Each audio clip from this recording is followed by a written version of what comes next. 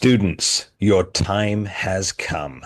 I have decided that it's time to share some of my knowledge with you. That's right. Do you want to become a true legendary professional wrestling character? Do you want to learn how to project your voice, to enunciate, to come up with the greatest promos that you possibly could? Then you need to join me each and every week for just $50. I am hosting a masterclass on Zoom. That's right. You don't have to travel. You can do it from the comfort of your own home. I will teach you how to become the greatest character you can be. I will help you discover who you truly are. I will help you with taglines, promos, etc., etc. Join me for just $50 a week in a masterclass of wrestling character development. There's a reason they call us the masters of wrestling. Students, welcome back to another live stream right here on the masterclass here in the Masters of Wrestling. Boy, it is going to be on fire today. Difference of opinions, lots to talk about in the news, and we want you to be a part of it. So load up your super chats and jump in, ask us questions, talk with us. Also, if you haven't already, join and become a channel member for just $4.99 a month. That'll give you a free shout out. Free. What was that? Just a cup of coffee. Yeah, it's the price of a cup of coffee. That's it exactly, Martin. $4.99. You spend that at Starbucks, but you know what happens when you drink your coffee? You pee it out later on. At least here, your $4.99 goes a lot further. Ladies and gentlemen, I'm the Master Amir. First, Martin, as all due respect, to the top of our screen, joining us here from Styling the Podcast. He is the man himself, former WWE Tag Team Champion, former AEW Superstar. Ladies and gentlemen, the Rico Constantino, the Stylist. How you doing, everybody? Thank you for having me on the show, and I can't wait. We need to disseminate some information here.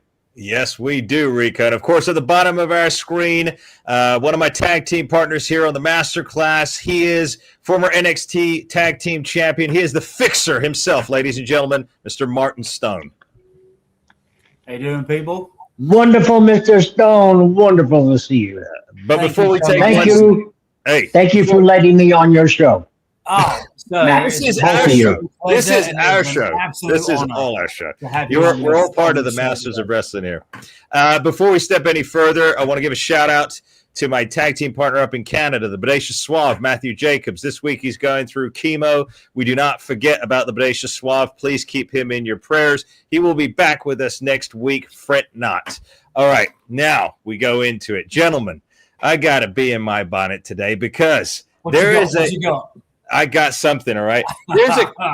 There's a company out there. I wasn't even aware of these people.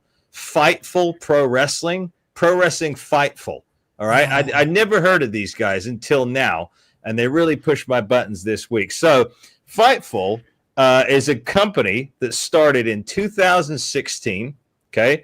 It was put together by, for lack of a better term, a bunch of wrestling marks. They happen to strike it rich, I don't know, probably got an investor or somebody, lining their pockets. But nonetheless, they come out now and they're claiming to be like some kind of a force in wrestling and that they can grade wrestling and give out awards. So anyway, FIGHTFUL have just deemed that AEW and 21 of they won 21 awards, okay? And when I list these awards, I want your honest reactions, okay? This is what FIGHTFUL said about AEW. They said they're the promotion of the year, okay? Promotion of the year. Now, we know that WWE draws in millions and millions of viewers and travels around the world. AEW gets approximately 500,000 views per week worldwide for Dynamite, okay? So promotion of the year, number one. Number two, Booker of the year, Mr. Tony Khan. Booker of the year, Tony Khan, right? Now, Martin, I'm going to bring Martin in first here, Rico. Martin, I've had conversations with guys on the AEW books, and from what they tell me, they're going in there and they're booking their own matches. Tony Khan is not booking these things. They are going in there telling him what they're going to do. Now, what do you say about that? You've been there. Yeah. So I would say they pitch ideas. Tony comes back, and then we just see what happens. Okay. I'm not trying to play devil's advocate. Mm-hmm. I was there last night, and it was a very, very good show. Like the crowd was completely engaged all night. Mm-hmm. So for lack of the better term, I just think it's people maybe misinterpret what they're supposed to do and what they don't. Okay. All right. The reason I bring this up as well, Booker of the Year and things of this nature, is because of this. Rico, our dear buddy, Rico, you went back to AEW about a year ago. No, about 2 years ago now, right? It was 2024. October 2024. Now, Rico, I don't know if you remember this, but I got an email before you went back to AEW from a certain man by the name of Mansoor. He reached out to me because of our podcast. And at first, I didn't believe that this guy was a wrestler, okay? Because his Facebook handle was not, I think it was his personal one, right? And forgive me, I'd never heard of him before, right? I didn't know who he was. Yeah. So I get a message from him asking to be connected with you because he wants to discuss something about AEW with you, right? Okay. Now, in my opinion, wouldn't it be someone like Tony Khan that's meant to be reaching out to you first, not one of his wrestlers? Rico, am I wrong? No. Tony Khan should have reached out to me. Right. That's what I thought. If he's Booker of the Year. That's what I'm saying. If he's a booker, he's the guy should be reaching out, not his wrestlers. But now again, I don't want us to get into a Tony bashing here because I do believe that Tony is a good man. I've said this before, right? And I've said this with Martin off camera. We've all said this. I just think he's being led astray by some of these young wrestlers. I'm not even going to call them talent. I think that would be too much of a credit to them. Wrestlers who are just taking the piss, for lack of a better term, out of him and his checkbook. Should I continue with this list? Should I continue, gentlemen? I'm interested. There's 21 of them. 21. Okay. The first thing, event of the year, All In Texas, AEW. So I guess this FIGHTFUL negating WrestleMania. They're negating. Okay, I'll stop you right there. Okay. If you're a wrestling purist and a wrestling fan, All In was absolutely spectacular. Really, Martin? And I will 100 because I watched that and it took me away from being a wrestler. Right. It was a fantastic show. It was absolutely filled to the brim. Like it was packed, and everything made sense. Okay. And again, I'm not there. This is just how I see it going in. There might not be the greatest amount of stories in the world, but they do build to their pay-per-views. And then the pay-per-views are a extravaganza. Okay. So okay, Martin. I'm glad. Thank you, Martin, for your contributions. In other words, shut up. That's not what I wanted to hear. No, I mean, I agree. No, as a wrestling fan, I thoroughly enjoyed that show. Okay. All right. Now, on the opposite side of the coin here, I'm going to throw it back up to the stylist because now, Rico, you were involved in what I love, which is sports entertainment. Now, Martin, you just described wrestling purists. So you going back to the days of just, pure mat wrestling here, pure move for move, hold for hold. Again, I make no qualms about it. That doesn't interest me. Never has. So Rico, right? If you're looking at a global scale of wrestling, available to the viewers, and again, a wrestling purist event like AEW All In Texas, would you rate that over the sports entertainment of the juggernaut of WWE? I mean, and why? No, I mean, you got to have storylines. You got to have reasons. That's See, in WWE, house shows lead to TV. TV leads to pay-per-views each month. Each pay-per-view leads to the end, WrestleMania. And then everything starts all over. So you could have, people having feuds on different levels during a Rumble, during, No Mercy or whatever they have now. But all that led up to WrestleMania, where all the feuds were settled, the storyline was finished, and then they start the new year with new feuds. Yeah. Something that will keep the people going. Yeah. So that's how they did it in WWE. Okay. I just want to give a shout out before we continue here because we got our first super chat. This is one from a true fan of the Masters of Wrestling here. That's why he hit the super chats. From Jake Lineker, no relation to Gary Lineker, the soccer player, although I'm not sure of that. I've seen Jake in here before, and I think he may be related, Martin. I'm just saying that. Okay. Great to see you boys after a hospital trip and surgery. Okay, well, I'm glad you're out. Put me in a better mood for recovery already. Have a good one, lads. Thank you very much, Jake, for being a valued member of the channel. Best of wishes and in your recovery, mate. Yeah, that. Yeah, we appreciate that. Okay, can I say something real quick? So the current landscape is, even in WWE, there's not many storylines. There's not. That's many. Now. Back, 21 years ago. So again, when I was there.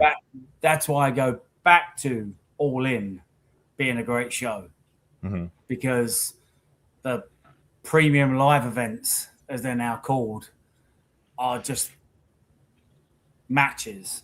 Even though WWE tries to show this thing of, we got this storyline and that storyline, it's still just matches. AEW does matches way better because All In was, in terms of, I'm going to watch wrestling, it was way better than any pay-per-view WWE put out. Okay. All right. From a wrestling standpoint, if you want to go back 10 years when we had the Attitude Era, when it was peak storylines and stuff like that, nothing can match that at all. Nothing. Right. That Ruthless Aggression Era, and the stuff like era, that. The golden era. And the golden era before that. Yeah. So that's where my experience comes from, and that's what I'm speaking about. You were in the thick of it, like you were in the best time period, So it's like nothing nowadays can match that. No, it can't.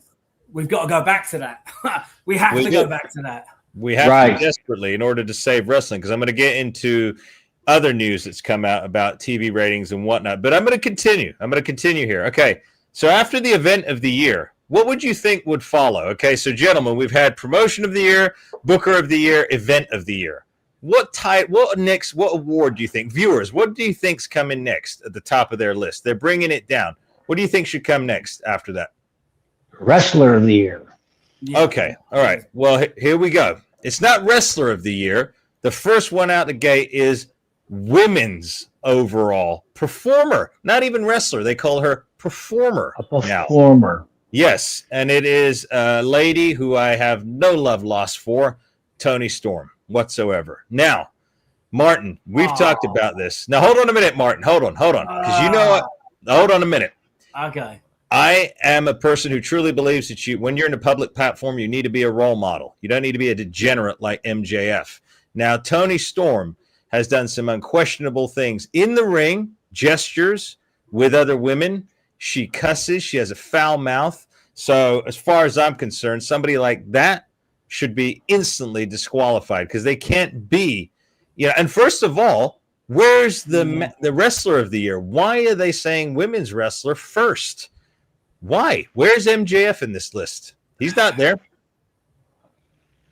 Honestly, Tony's been the most interesting thing in all of wrestling the last 2 years. Very Her sad if that's the character case. is absolutely I mean, it is. It's fantastic. And it's engaging. And just when you hear the crowd when she comes out, it's the loudest pop of the night. Then you know what I would say? You know what needs to happen then, gentlemen? If that's the case, Martin, if that's the case, Rico, if that was me backstage, I'd have to grab my balls and say, damn it, if she's getting the biggest pop, right, I better damn well do better, because at the end of the day, right, professional wrestling, correct me if I'm wrong, Rico, I'm going to ask you, correct me if I'm wrong, is professional wrestling a male soap opera? Am I wrong? Okay. Well, it was, you're not wrong. It is a male soap opera, and there were diva divisions, but they didn't play that big of a role. It's after I left that the divas, the female performers or female wrestlers, were pushed, and they got a lot more time on TV than they ever had in my Ruthless Aggression era. Yeah, and there's you can't hold back talent. It doesn't matter if they're male or female. Okay.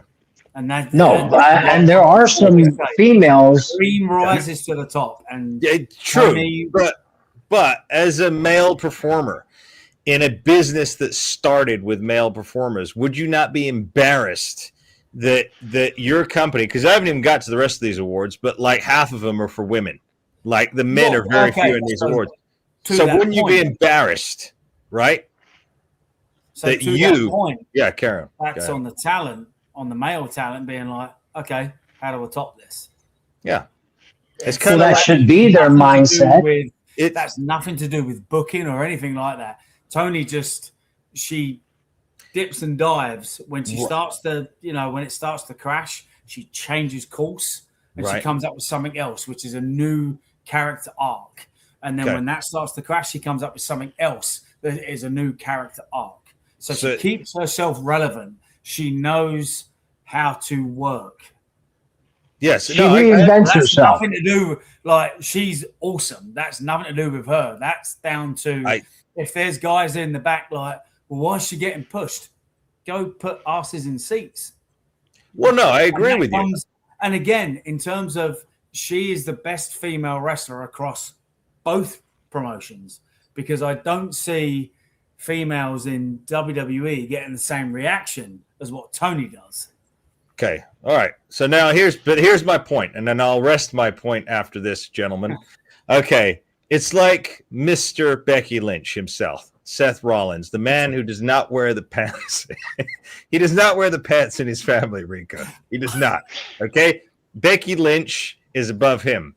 Now, he should be ashamed at this point. And that's all I'm saying. That's all I'm going to say about it. Again, I continue. I digress.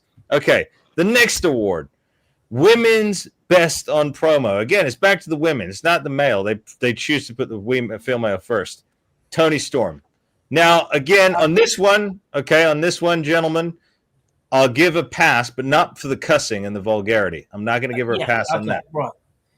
But here's the thing. If the women are coming up in the voting system, that's not down to favoritism or the company. That's down to the women are genuinely more engaging and more interesting than the men. I can see his point. I can see Martin's point. Go ahead, Rico. See what I'm saying? There has to be a reason as to why they're like, okay, best women's match, there has to be a reason why. Mm-hmm. No, fair enough. Well, like I said, I'm agreeing with Martin. Yeah, this isn't being sexist or stuff, but let's go back to Austin being on top. If there was a female wrestler that was more engaging, I'm sure she would have had the spotlight.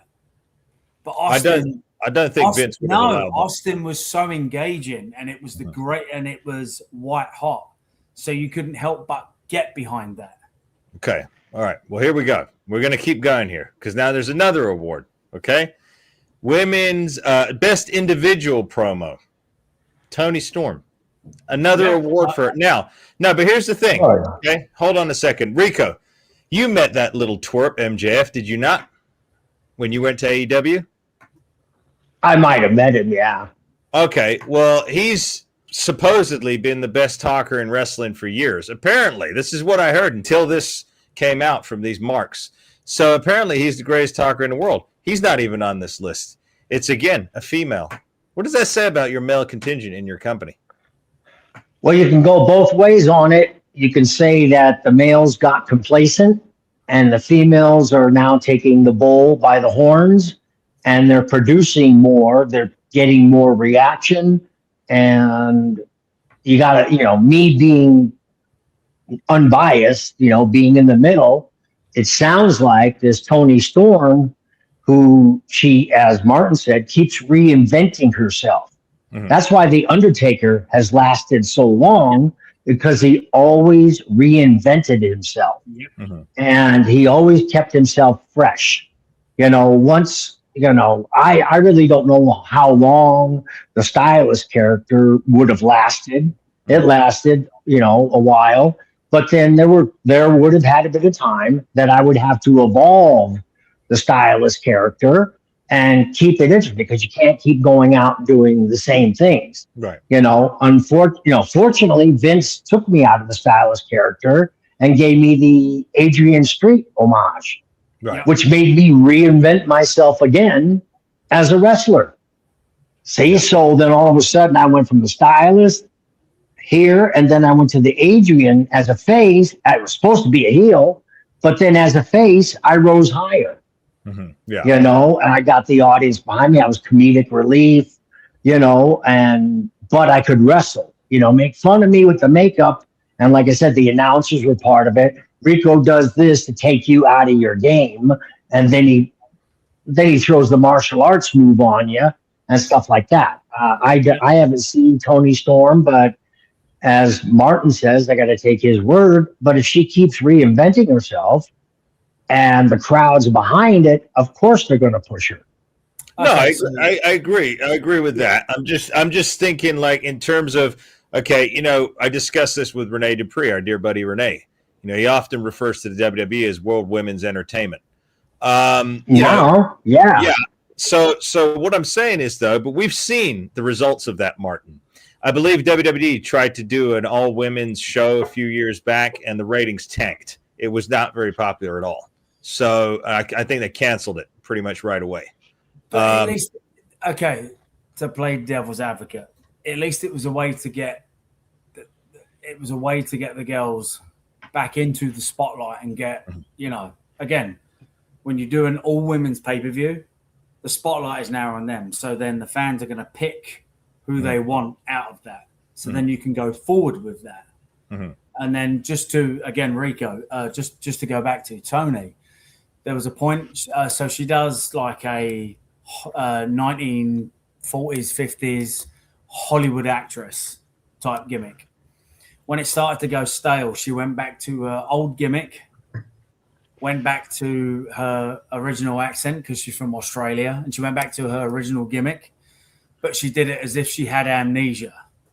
And then eventually when she got put back in the title picture, she then revealed it as the greatest act Hollywood had ever seen.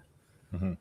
So the character arc of that was fantastic. And that's down to her. That's, so again, if she is constantly best promo, best storyline, best... That's okay. I'm everyone else to step up. If I continue this, I'm going to get in serious trouble. So I'm going to end it right here. I'm not going to be talking about any more of this.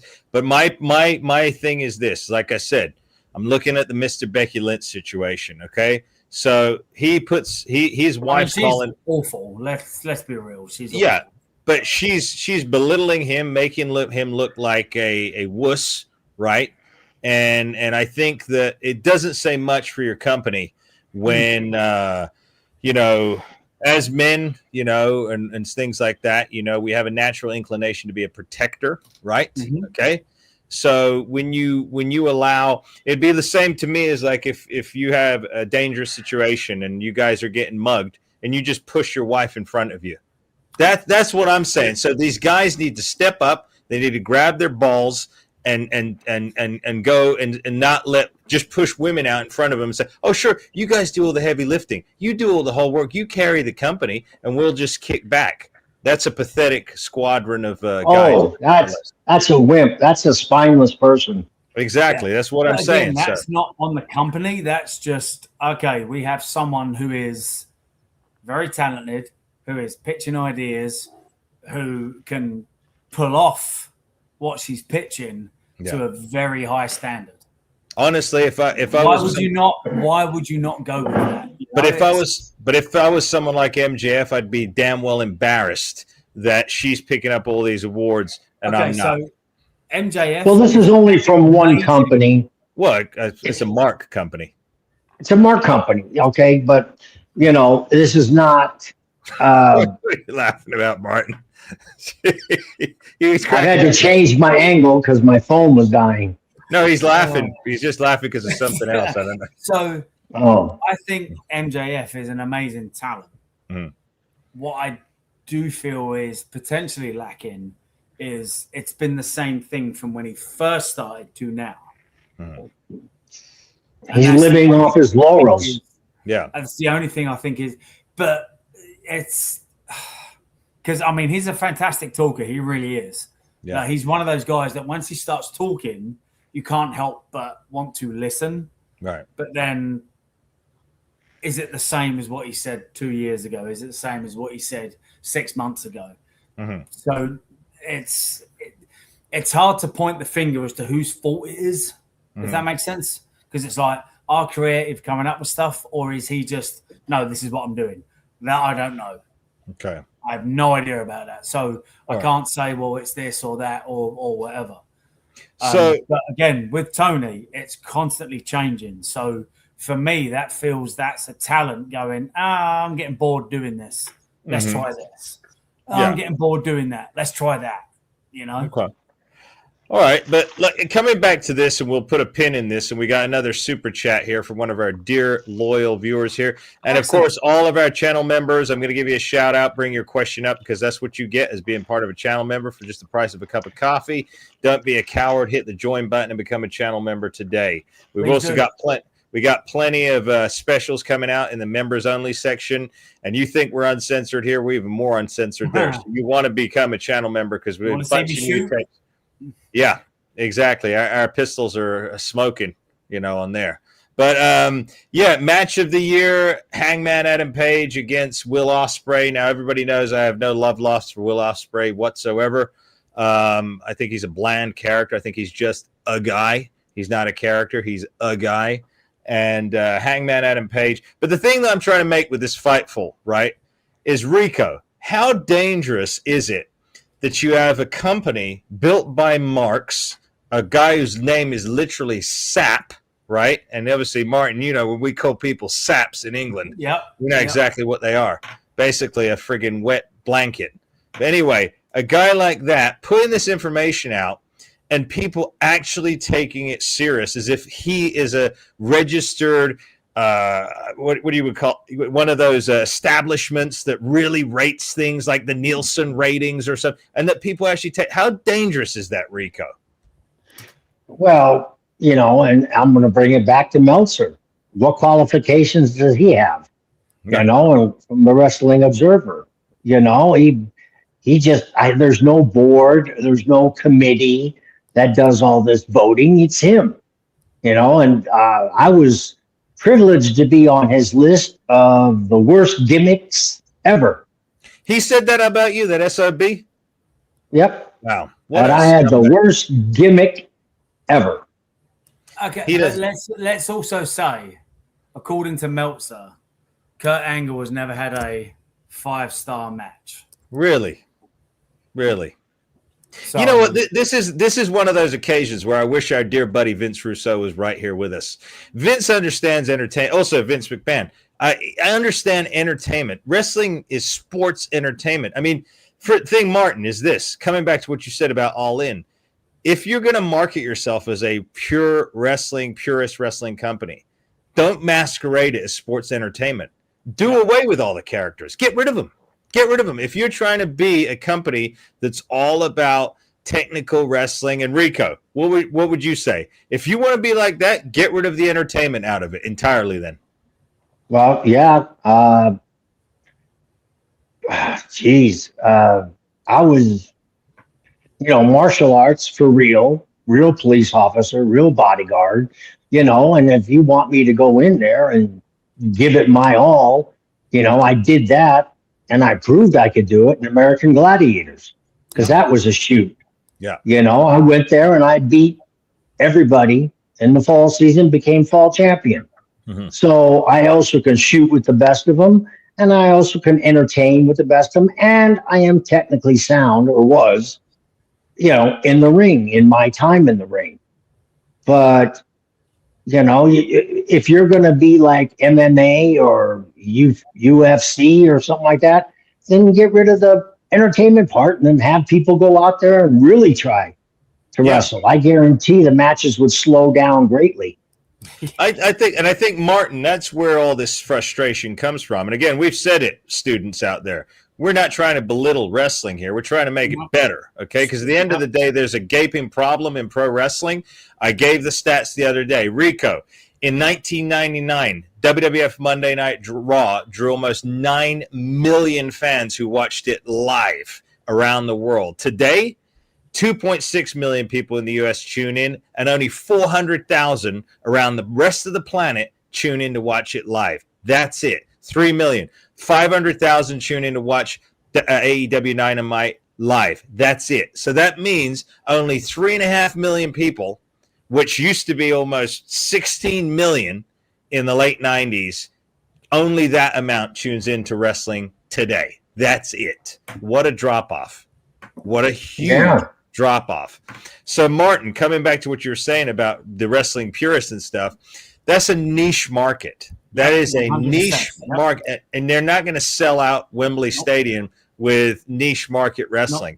So what I'm saying is a lot of these reporters, like this sap of a wrestling company, Fightful, right? Okay. You like it when I say that, don't you, Martin? Anyway, so this sap of a wrestling company, they're putting mixed messages out to people. Yeah. And that's what's killing the industry. Again, if you want to be known as a company that just does flips and moves, I mean, of course, I would say Rico call himself Cirque du Soleil or gymnastics.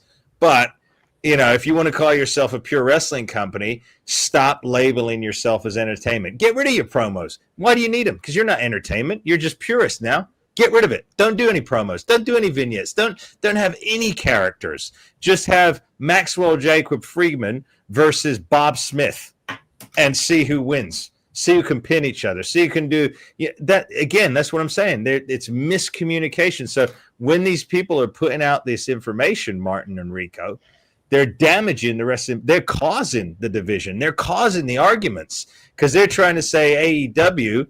I mean, well, this is obviously lopsided. I mean, there's no way that AEW took 21 awards and WWE got not one. I mean, that's... Well, okay, so to that point, who would you have on the WWE side as winning those awards? The greatest promo, John Cena for last year. John Cena. No one out there would talk like him, right? Who else? And I used to be tag partners with John Cena, so I know his talent. Yeah, I mean, and he can talk. Amazing. John, I was like, so when the world shut down, I was very, very fortunate because I was part of 205 at that point. And John literally was at the Performance Center that day while we had the first shutdown match when there was no crowd or anything like that. And it was a big 6-man tag. And he sat in the crowd and watched it. And he was like, I was really entertained by that. Yeah. And that's the only interaction I've had with John. Super nice guy, very respectful. But I mean, he is one of the greatest promo guys of all time. He is by far. Yeah, by and far. You can put him up there with The Rock, Austin. Like you can put him up there with everyone. And he cut some of the greatest promos last year, Rico, on his last year tour. But to that point, why isn't he in that list? I mean, he could walk circles around Tony Storm. Obviously, someone like that comes around once in a lifetime. Yeah. So are they? I don't know about that, Martin. You're looking at 3 equal people like that on the screen right now. Fair. I mean, I know for a fact I can talk to toot my own horn, like toot. But so you have to look at what is Fightful basing that list off of. I tell you what they're basing it off of. Like I said, Rico, what does it sound like to you? Was I right in saying they're a bunch of marks for AEW? Yeah. and they're trying to push. I believe they're trying to push AEW with all these labels. That's what I'm gonna call them, not awards, labels. And they put all AEW in there, and that's not fair. If you're supposed to be a reporting company, you're supposed to be unbiased. You're not supposed to, be one-sided. That's like what everybody calls fake news. It is when fake news. One station was for one president, the other station was for the other president. I'd listen to one station, and he was the devil incarnate. Yeah. And then I listened to the other station, and he had two wings and just missing his halo. Mm. Well, wait a minute. Nobody is that evil, and nobody's that good. Right. It's just one-sided. It's one-sided opinion, and I think there's been maybe like payoffs or something. Well, I tell you what, Rico, I'm going to challenge this sap of a guy. I'm going to challenge this son. Sean Sapp is his name, right? Sean Sapp? Sean Ross Sapp, yes. Sean Sapp. I'm challenging him. If he sees this, if anybody gets this to him, I'm going to challenge him to come on here. And I want to know exactly why. I want to debate him, right? Okay, I want to debate him about this. It's pro wrestling, sports entertainment. So I want to know where the heck he drew to get this list, why he picked this list. Because, again, I'm not going to go through it. I'm not going to bore you students with the rest of it because it's asinine, half of these awards. But I want to challenge him and his crew, his ragtag crew of marks. Because, again, I can't stand this kind of misinformation. But on the screen. We go to this comment, and I 100% agree with this. What about you, Rico? It says the women are working. I can't see it. It says the women are working harder than men for now, is what it says. Well, that's what I said earlier. Yeah. I said the women are stepping up. Yeah. And when they start stepping up, you're going to go with what pleases the audience in sports entertainment. Mm-hmm. So the men need to get off their butts, quit resting on their laurels, and start reinventing themselves. That's what they need to do. Or quit hanging. Exactly what it is. It's just, we're good. We've got it. Or quit hanging. You don't. You've got one person that is spinning on the wheels and chomping at the bit, and they're trying to get. That's eventually going to bust through. I don't care. I'm not saying that they're going to be the main event of WrestleMania or the main event of pay-per-views or whatever. But that's going to get through, and that's going to resonate with a crowd because they're going to see it. So that's not on the booking, that's not on the companies. That's on talent to be like, hey, let's, as much as we're in this together, we need to be trying to better each other. And again, it makes wrestling better. Exactly. Yes. You got to work as a team. When let's say a pay-per-view. You're on a pay-per-view and you're the starting match or you're the main event. Everything needs to work up to the main event. Everybody has to know their place. I knew my place in WWE. I was a mid-card guy. So as a stylist, I'd start shows or I'd come in right after that hour because the Adrian Street character was a little censored a little bit, so I'd come in the second hour. But, you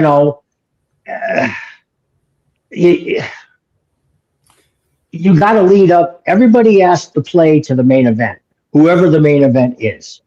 Now, when I became that Adrian Street character, everybody was always serious.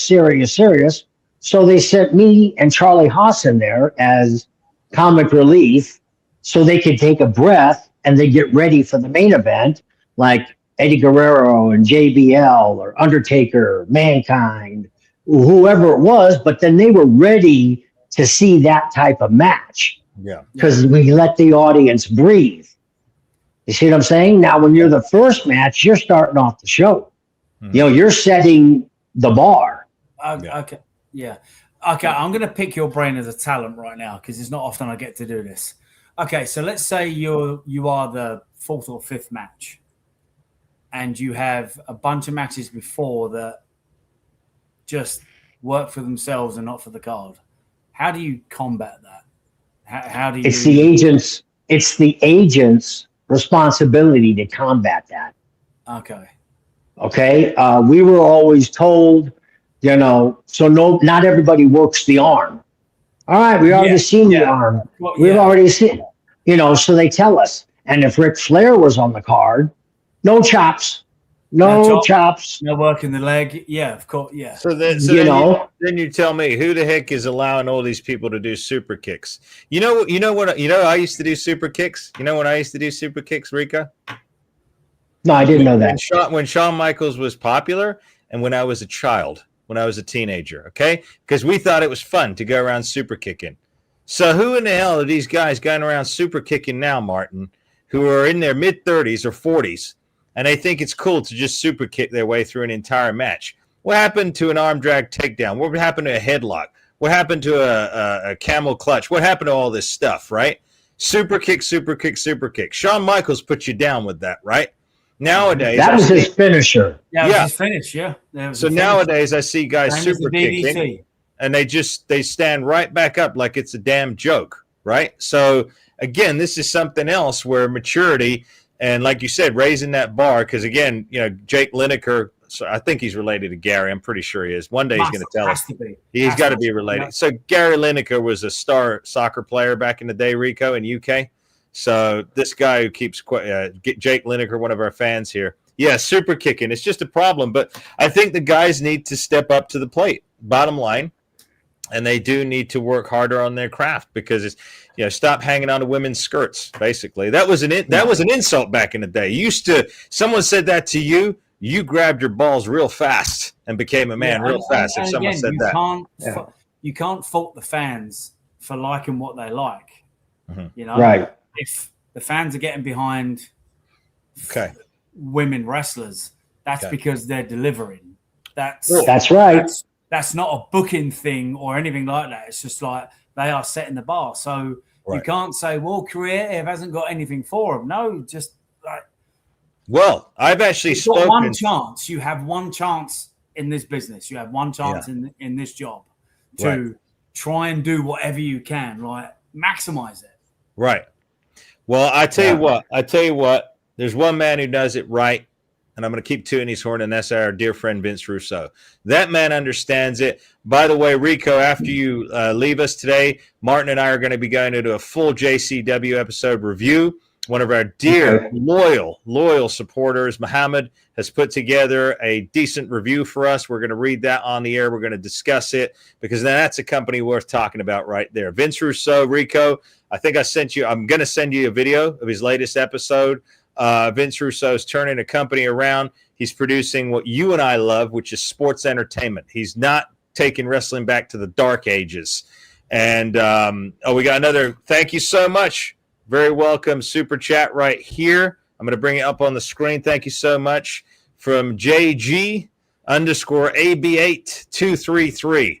Emir, according to WrestleNomics, AEW is getting 500,000 additional viewers through Max per episode. By the way, MJF was inactive for most of 2025. Well, I tell you what, 500,000 additional views is still barely 1 million views. But thank you for bringing that up. But that's still barely 1 million views. And again, that is a far cry from WWF's 8 to 9 million. And I do actually stand corrected with MJF. There was a character arc where he started to turn babyface, and it completely changed his thing and his dynamic when he would trust and then wouldn't trust. That's on me for not remembering that. So that was, okay. So I do stand corrected on that. He was changing then. So, but yes, he's super true. He is very, very true there. He wasn't on the show much in 2025 because he was shooting movies and stuff. So he was being an extra, actually. He was an extra. Let's just call him what he was, Martin. He was an extra in one of Adam Sandler's comedies. Honestly, Happy Gilmore 2, he was the best part of it. Not going to lie. Rico, you see what Martin's trying to do here? You see what he's trying to do? He's trying to lobby for MJF right now. Happy Gilmore was so good. The second one wasn't so great, and he stood out to me. So, well, I'll tell you why he stood out, Martin. Do you want to know why he stood out to you? Why is that? because you're a pro wrestler. Of course, he's going to stand out to you. Right? So there you go. Right? Anyway, I just, hey, got to bring the entertainment. That's what we're all about here on the Masters of Wrestling. We're giving you more than everybody else. That's why you're here with us right here on the Masterclass. We give you wrestling the way it's meant to be. Hey, it's supposed to be good guy and bad guy. It's supposed to be controversy, right? Just because we're in the podcast realm doesn't mean that does not spill over to us here. So that's why you need to join and become a channel member for just the price of a cup of coffee, $4.99 a month. You're going to get some unbelievable, very uncensored podcasts in our members only section. Of course, you'll get a shout out and your question asked on every single live stream for just $4.99 a month. So what are you waiting for? And again, load up your super chats and keep asking us your questions. I want to go into this next segment, Rico, while we got you still with us here, because we got about 10 minutes left with you. About 3. There we go. That's it. 3 minutes. We got it. Oh, okay. Look at that. We have 3-minute warning. 3 minutes. Look at that. 3-minute warning. All right. Okay. So very quick, but viewers, we're going to continue. Martin and I are going to continue. We may have another special guest hopping on with us in the second hour, so make sure you stay tuned for that. Okay, Martin. Now, I've talked to some of the agents in AEW, of course, Jerry Lynn, Jake the Snake Roberts, and I heard the same thing that, you know, they tell these young guys before they're going to go out what they're going to do, how they should do these things. And a lot of these young punks are just basically flipping their noses at them, saying, no, we know better. And that's why half of the matches look like total crap. But anyway, now, Martin, are you okay to discuss some of the agents that you spoke to last night, just the positives of what they said?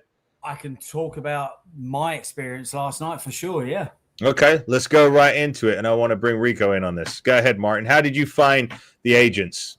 So last night I was in a 8-man tag match, and it was dark.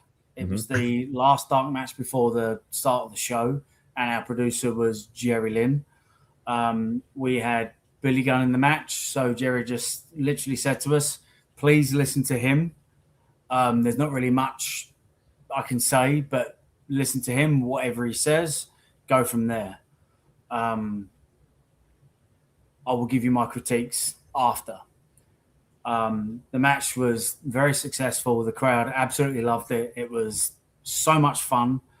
And then coming to the back after, every single critique Jerry gave on, hey, maybe you could have done this, maybe you could have done that, maybe next time try this. That is gold for a performer because it's okay. Well, I did this, and again, I tried this and tried this and tried this, and as a performer, you know what works. What you want to hear is, yeah, that didn't work. Here's how you can maybe fix that. Again, because wrestling is subjective, you know. So it's like there's not only one way of doing something, you know.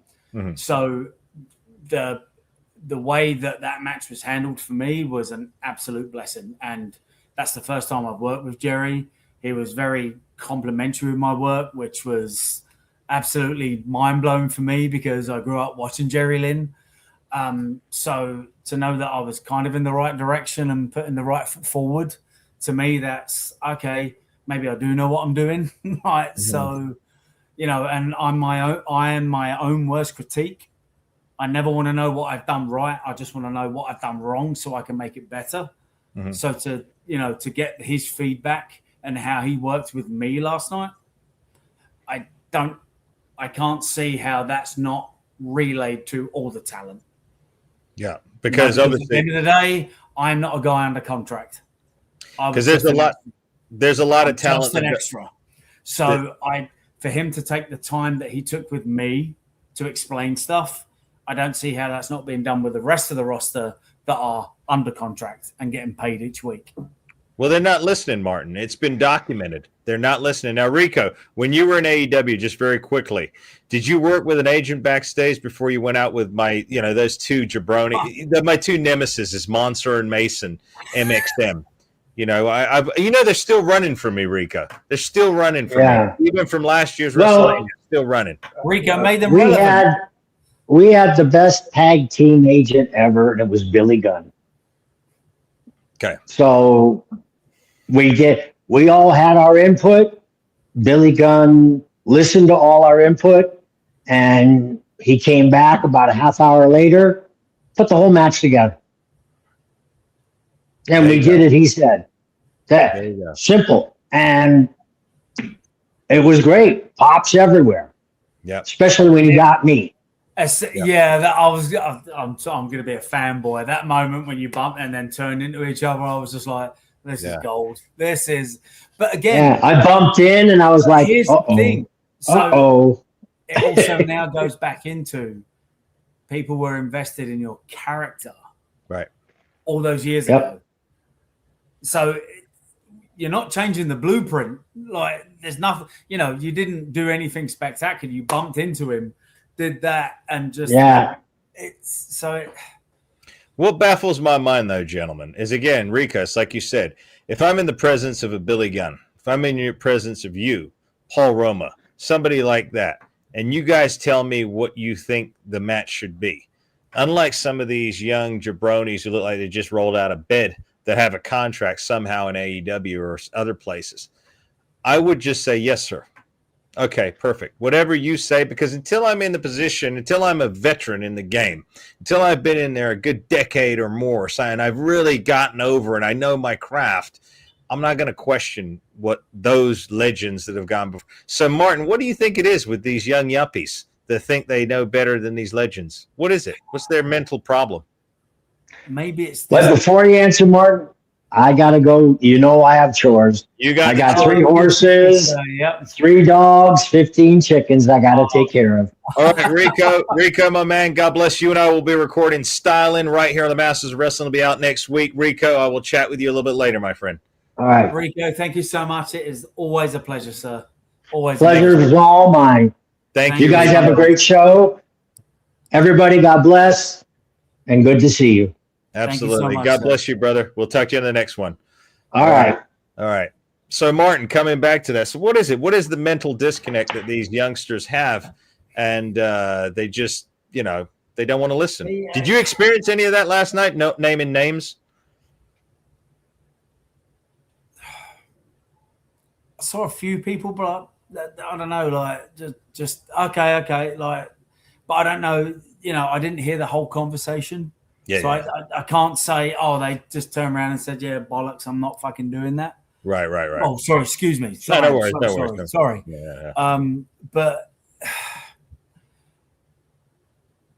I don't know what the disconnect is, because I don't know if it's because I came up earlier, but it was always the way I see it. If someone's got more experience than me and they've done what I've wanted to do, okay, they must have a common general knowledge of something that I didn't do because they're in that position I wanted to be. So I don't know if it's this new generation that are just like, it's fine, we can just do what. I don't know. I genuinely don't know.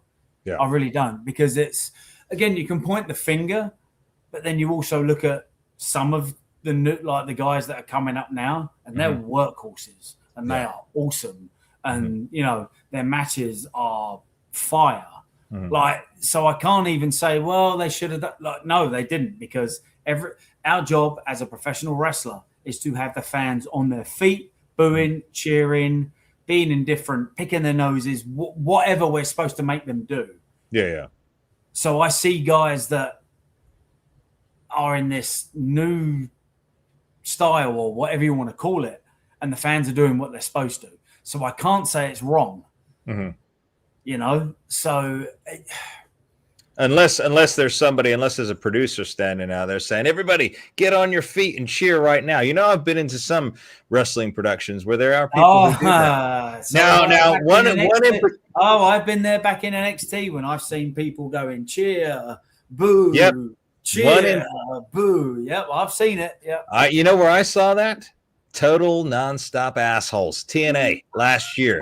That's where I saw that. I saw people. I saw a director directing the crowd, the half-empty arena, where they'd given out free tickets to cheer and boo and get on their feet. But then again, we're going to get into TNA in a little bit. See, as a performer, for me personally, I would hate that. Right. Like, let me go fail or let me go succeed. Yeah. Don't dictate it for me. Because I personally need to know what works, what doesn't. Right. Exactly. But that's just me. Like, maybe people don't want to think like that. Maybe it's just this new age of the internet and 20-second reels. But I don't know. I really don't know. It's very cancerous, let's just say the least. But yeah. I mean, the best thing I did was deleting X. That was the best thing I ever did. Yeah. Because now I don't see any toxic. Even, I would engage with people, and then I very quickly realized it was down to you only get engagement if it's confrontational. Yeah. And that's not a good way to live. It's terrible, So I don't know. Well, it is. It's a strange thing. Okay, I want to bring this up right now because this is straight out of the Hollywood Reporter. Now, we just talked about a SAP wrestling media company called FIGHTFUL, who are just completely lopsided and biased. And again, it was created by Marks barely 10 years ago. It's not a great, credible company. So again, I'm not going to listen to any crap that they spew out. But nonetheless, the Hollywood Reporter are true and trusted. They've been around for a number of years. They got their finger on the pulse in Hollywood. They released an article yesterday. AEW is not going to Netflix in the Warner Brothers deal. So the article, everybody can go out there and find it. Just look up Hollywood Reporter, AEW deal. There was a 519-page document which described all the properties that will be going along in the sale when Netflix purchased Warner Brothers Discovery, and AEW was nowhere in those documents whatsoever. They have zero interest in taking it over. There was conversation about WWE in those documents because obviously they have a deal with WWE, so they will not be airing them on there. The current AEW deal ends in 2 years. And they are expected to go straight off of TV and straight into the streaming world. Now, Martin, I have my opinions about this. And again, I'm not wishing ill upon anybody. I hope for AEW to succeed. But when I hear you go to streaming, I hear the writing's on the wall. You're one step closer to shutting your doors permanently. Because they won't have that impact of being in the general public eye. The only way people will find out about it is if they have that app, if they're knowledgeable of wrestling. Right now, someone could be channel surfing on a Wednesday night. Oh, what's this on TNT? That will no longer be the case in 2 years. Okay, yeah, true. But also to that point, you can't click on Monday night and find Raw. You have to go on Netflix. But most people have Netflix, Martin. That's the big difference. You're not. We're so talking now it all depends on what streaming app they land on. Right. And again, at the end of the day, who has AMC? I have AMC only because it comes free with my Roku TV. Right. But we know AMC. We know that's just a token gesture. We know WWE owns TNA now. Yeah, we know that they own them. It's basically OVW NXT Mach 2. 1,000%. Like I will literally put my word on this, or my life on this right now. If and when they sell to Saudi, I have a feeling NXT will disappear. Mm-hmm. That the whole performance center and developmental will be gone. Oh, no, Martin, are you saying we won't get to see the amazing acting skills of Dwayne's daughter on a weekly basis? Wait, I haven't finished. Well, I haven't finished. Okay. That will be gone, and TNA will be whatever they want it to be. That's what I feel it's going to be. Because the fact that TNA is on a streaming site because of this helping hand, but NXT is not. Babysitting. NXT is not. Right. NXT is getting relegated. You know what? I have a pet peeve. I have a bee in my bonnet about Brian Pillman Jr. That man should be at the top of NXT right now. Son of one of the legendary figure, Brian Pillman. The man has talent. The man can talk. The man has a look. Why are they pushing these? Why are they pushing this Obi-Wan Kenobi guy? What is this Obi-Wan guy I keep hearing about? No, I don't even know his name. Obi-Wan Kenobi. They keep saying he's going to be the next breakout star. I can't even find pictures of the guy. I mean, he does. He does go to the gym in his NXT shirt, so everyone knows who he is. Bless him. Oh. That's only because I train at the same gym, and it just makes me laugh. Like, Well, if he comes up and says anything to you, Martin, don't do that. Just go in the gym and lift. Like, don't be an idiot. Yeah. So that's Obi-Wan Kenobi. I can't even think. Well, okay. Obi-Wan, you're my only hope. You've just killed it now. That's what they said. They said he should use that on a t. Hey, tell you what, if you're watching Obi-Wan, we keep coming up with genius character ideas. You're welcome. Put that on a T-shirt. I'm your only hope. Right there. Boom. You'll make it. So he's a very, very, very impressive performer in terms of presence. I liken him to how, like, the type of presence and aura that Goldberg had. Okay. And again, my opinion isn't gospel. Personally, in ring, I could. It's just another guy. Yeah. But the presentation they have behind him is fantastic, and he is about to make. I believe he's going to be. I believe he's called up, and he'll be making his debut soon. Okay. So it will be interesting to see how they handle that. Because at the end of the day, WWE can make anyone a star. It does not matter who it is. When you see guys that, leave and go apparently, evidently, right, Martin? Evidently, because what we're looking at, evidently. But when you look at how guys were presented and how the fans are behind them, and then you see them go elsewhere and they get lackluster pops because they do the same stuff in ring, and it's I've seen, but the machine isn't behind them. It just goes to show, if that machine is behind you and you get the magic, it's you. It doesn't matter who you are. You are going. Hunter, my Uncle Paul, it's you. And I want to address something, Martin. If you get that and the machine is behind you, you are going to be set. Yeah, Martin, I just want to address something here because we got someone in the. I don't know if this is you, Bodacious Suave, because I see the name Matthew under here. Number one, I have zero jealousy out of any of these people, and I think Martin, you understand it. I think students, you understand that.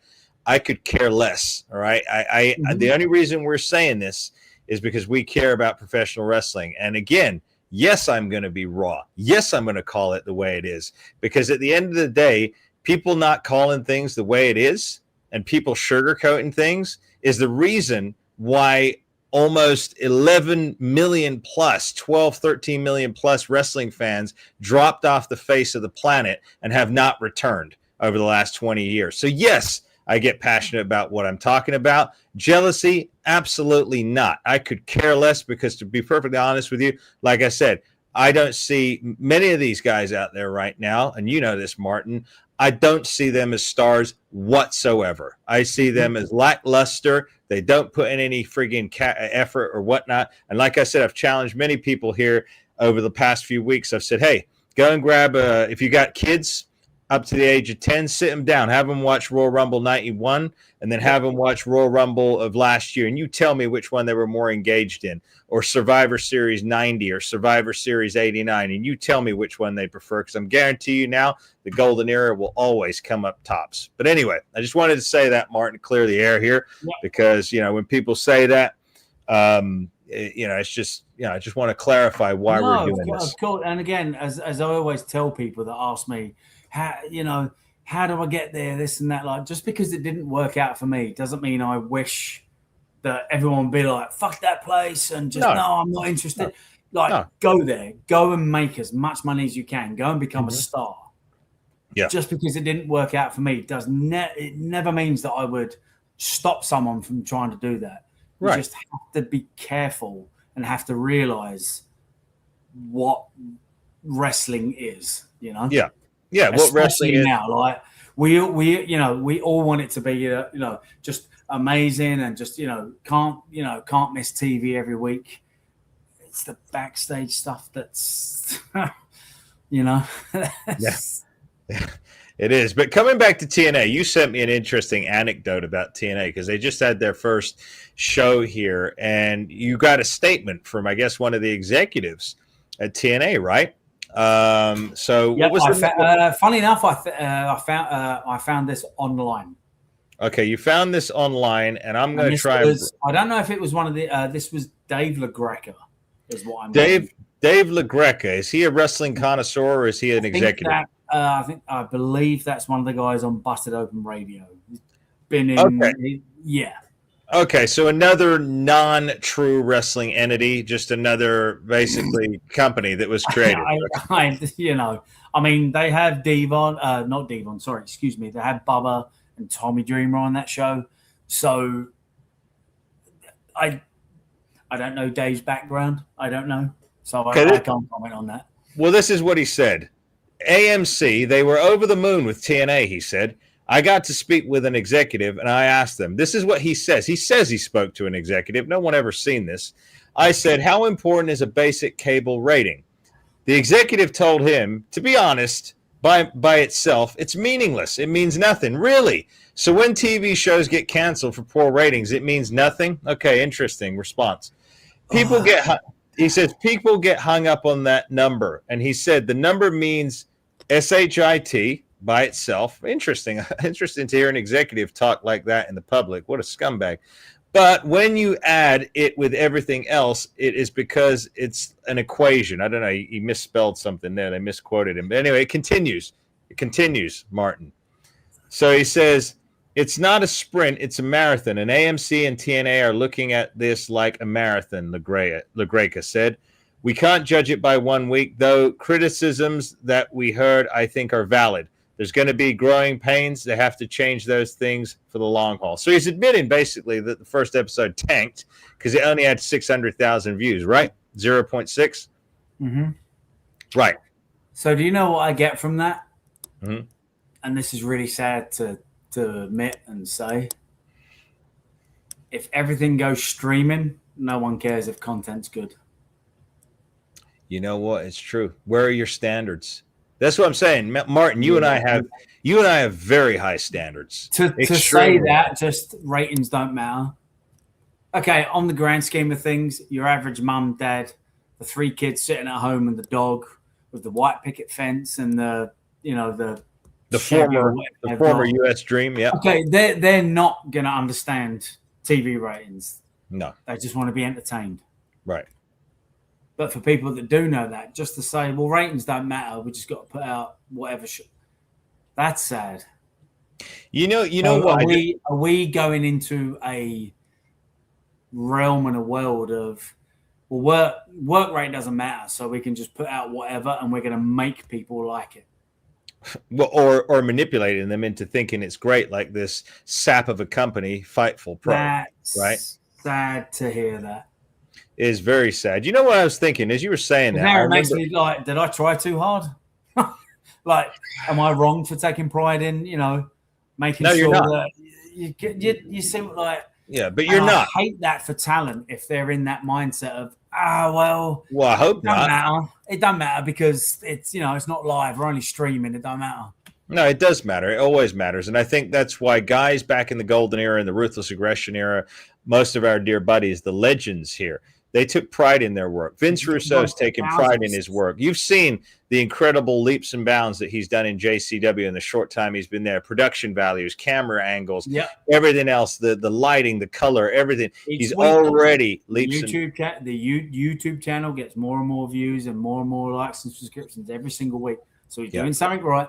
He's doing something right. He's taking it to that next level. And again, that's what people respond to. I think, yes, probably some of these bigger companies are thinking, oh, well, people are into AI now. They're becoming lazier and it's very sad.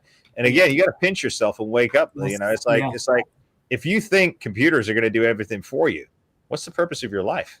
Why are you here? So to that point, I have a friend of mine who is a graphic designer and he's already kind of panicking, like, man, I'm going to have to change fields because in the next year I'm going to be obsolete. Right. And that's so sad. That's really sad. And it's like, is wrestling going to become the next AI casualty? I mean, they already did it with putting the poster out there. I don't know if you saw that or heard about that. So they put out a poster and a graphic of Dominic Mysterio, but the picture was AI'd. Yeah. Oh, yeah. They put the AEW belt on it. And they put the AEW title on him. Now, some people will be like, oh, well, that was just an AI mishap. No. That was someone going, Dominic Mysterio put this filter on with the AEW title, and that came up a few times. So now it's like a WWE suggesting that Dominic Mysterio is bigger than AEW. Are they trying to take? It's like, wow, are you really like? Yeah, it's. Well, I've already hypothesized this with my dear co-star over on Power and Glory, Mr. Mario Mancini, former WWE wrestler. Mm-hmm. We've already hypothesized the fact that, and I'm already working on it, by the way. I'm trying to be ahead of the curve. We're already producing a totally AI-generated wrestling promotion from top to bottom. Okay, so at the end of the day, I better be pushed to the moon in that. Come on, the patent's already locked in. The copyright. 6'5", 290-pound and world champion. Right? Exactly. The guys whose likenesses are going to get contracts. The patents are already in, the copyrights are already in, the program's already been written. We're going to be the first to launch an all AI wrestling promotion. No overhead, no travel, nothing, no problems. Our wrestlers can live forever in the cyberspace. So it's coming. It's coming, it's coming. And we can, license rights to wrestlers who are from the past, who've maybe passed away, bring them back to life, everything else. So, I mean, it's already happening. So it's already happening, Martin. It's already right around the corner. So that's what I'm saying. We got to be careful how much, and also Matthew, stop being so disrespectful in the comments there. Mario is a wealth of knowledge. The man has a law degree. The man took himself back to law school in his 30s. He's a very successful father, very successful in everything he's done. So please be more respectful to Mario, or just clear out. We don't need that kind of nonsense here. But yeah, like I was saying, so Martin, AI is very real. It does seem to make people a little bit more lazy, and I would hope that more and more people try and base everything off their own talent rather than always relying on a machine. Because if that grid goes down and you're too heavily relied on that machine, you're going to be lost. Hey, there was a movie that came out in the 80s that kind of let us know how this is going to go. Mm-hmm. Terminator with Skynet. So we kind of know how this is going to go. So people need to not invest in it as much. Yeah. Absolutely, exactly. They need to know not to invest in. But what I think they should invest in, which we're going to bring up next, is JCW. Like I said, yes. I can't speak enough positive things about Vince Russo. For years, Vince has his podcast. He's been on numerous podcasts. He's hopefully going to be joining us here very, very soon on our channel. We've been in communication with him. And, years ago, people thought he was not, they had their feelings about him, that he did this and he didn't do that and blah, blah, blah. But as time goes by and the wisdom shines through, people are starting to realize now, yes, Vince Russo knows exactly what he's talking about. And again, some people I think are just, they get offended maybe by the way he talks because, again, too many people have been conditioned that, too softly. It's like the parent who never, because he's honest. Exactly. Yeah. Okay. Honesty. Truth hurts. Truth cuts. It does. All right. Especially in a predetermined business. Yeah. But I love Vince's honesty. I love what he's doing in JCW. Now, we've got one of our channel members who's become a contributor, Muhammad. Now, he sent us that document. Martin, can you pull it up? Because my printer was off. Yeah.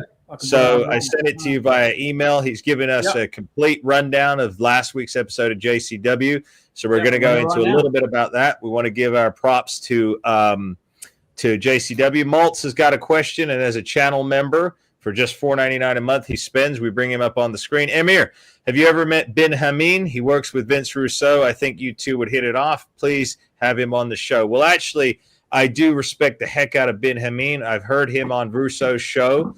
I think he's a tremendous mind for wrestling. Another man who speaks the truth, is not afraid to, brings up valid points. He has a mind for the business. Now, again, someone like Ben, he could run a wrestling company. That's, once you've got a mind for it like he does, again, tremendous. I think I would hit it off. In fact, Bodacious Suave has brought him up to me many times.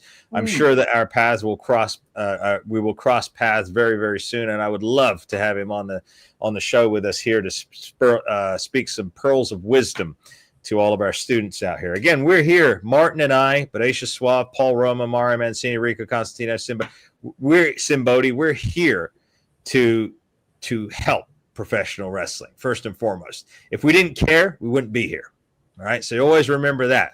All right. We may be harsh on some people, but look what I'm going to backtrack it. Martin, I've never said Tony Khan a bad thing about Tony Khan. Nope, I always said he's probably a really decent man that a lot of people are taking advantage of.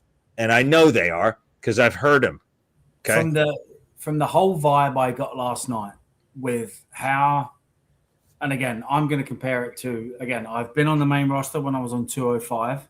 Mm-hmm. So I know, how it was backstage. And obviously I've been on TV at NXT. The vibe there, everyone was smiling. Everyone was laughing. And I never felt the sense of the talent walking on eggshells. And this is an outsider looking in. Mm-hmm. So for me, as a talent, I see a boss that's trying to cultivate a great working environment for the betterment of what goes out in front of the cameras. Yeah. And you can't ask for more than that. You cannot ask for anything more than that. Well, we've offered our assistance to Tony Khan many times, Paul Roma and I. Paul's often, in fact, I think he's been in correspondence with the office. Say, let me come down. Let me run a couple of shows. Let me show you. Let me talk to the talent, right? Okay. All Tony needs is he needs some harder hands that he gives a position of authority to come in there and crack that damn whip and say, no, you're going to listen to that agent. If you go out there and you try any flashy shit or you go behind and you do what you think is best and not listen to this legend, you're going to be fined. And 2 fines, the third one, you're out of the company. Simple as that. He should have another policy in there where if a wrestler gets injured while on TV and their contract lasts another 2-3 years, fair play. Keep them under contract, keep paying them their contract. If they're doing something else stupid somewhere else on an indie show, right, and they get injured outside of AEW, right, or whatever it is, I think there should be a clause in that contract that he keeps them under pay for a certain period of time. They have the option to come back, but at a certain point, that's it. Cut it off because they shouldn't have been out there doing foolish things somewhere else to get injured in the first place. To play devil's advocate. Go ahead, Martin. If AEW talent are working independence while under contract, it's obviously a part of the contract. They are allowed to. Okay. Now, as someone that worked for WWE, you had to, if a third party wanted to book you, it had to go through various channels and they would handle everything down to your travel and everything like that. Maybe it's the same. I don't know. I'm not under contract. If that clause is in there where they can work elsewhere, I personally don't think there should be a cap. If they get hurt on that show, if the company is allowing them to work for that said place, then that puts them in if they were working TV. All right, then this I want to throw this in there as well. Let's say a wrestler's not hurt and they're under contract, because Tony Khan has a habit of doing this. Again, I'm sure he's a nice guy. He seems like a nice guy, smart guy, very energetic guy. Okay, nothing bad to say about him personally. Now, I know for a fact that some of these guys have long-term contracts left to the tune of 2 or 3 years. And just because they've ran out of creative ideas, or maybe these wrestlers are too lazy to come up with ideas themselves or push themselves, they're sitting on their asses at home collecting a paycheck every month. That's usury right there. And I think there should be a clause in that contract that says, look, I don't have anything for you right now. I'm busy. Our creative teams are busy. Go away, flesh something out. But you are, as part of your contract, to present us with a new idea at least once every 2 weeks that we can assess with a promo and stuff like that. Otherwise, if you don't, after a certain period of time, you're fired, you're gone, or you only have 6 months, and after that, we're going to renegotiate your contract, or you're gone, period. I'm pretty sure people do pitch if they're sitting at home. I'm pretty sure people do go, I'm not TV. Okay, I would 99.9% bet on my life that people are going to throw ideas forward. Whether or not it gets hooked is a different story. But then you can only pitch so much. Mm-hmm. And that doesn't mean that the ideas are not good. You know, No. you could have someone that's like got a money idea, but we can't really do that right now because of whatever, you know. Yeah. So I'm sure talent aren't just sitting there like, I'm just going to wait until I get booked in the next. I don't know, Martin. I know some personally who have had years sitting on their asses. Have they started anything? Have they done a podcast? Have they done anything else? No, they've done nothing to promote themselves out in the general public. That comes down to the person. Correct. So I don't think you can put all talent in that bracket. No, some people. I 100% know that there's a lot of creative guys. I mean, again, let's talk about Karrion Kross. Do you think he was sitting at home just collecting a paycheck? Absolutely not. But that guy is a genius. That guy do something. Yeah, let me like just trying to knock the wall down. Yeah, so absolutely. I do believe there's a lot of people that are doing that, but it doesn't get through.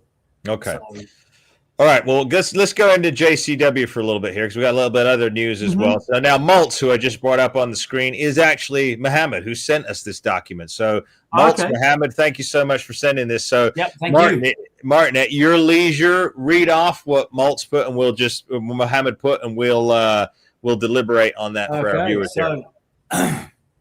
Right out of the gate, the episode starts with a recap of the previous week, and it does a great job summarizing the highlights.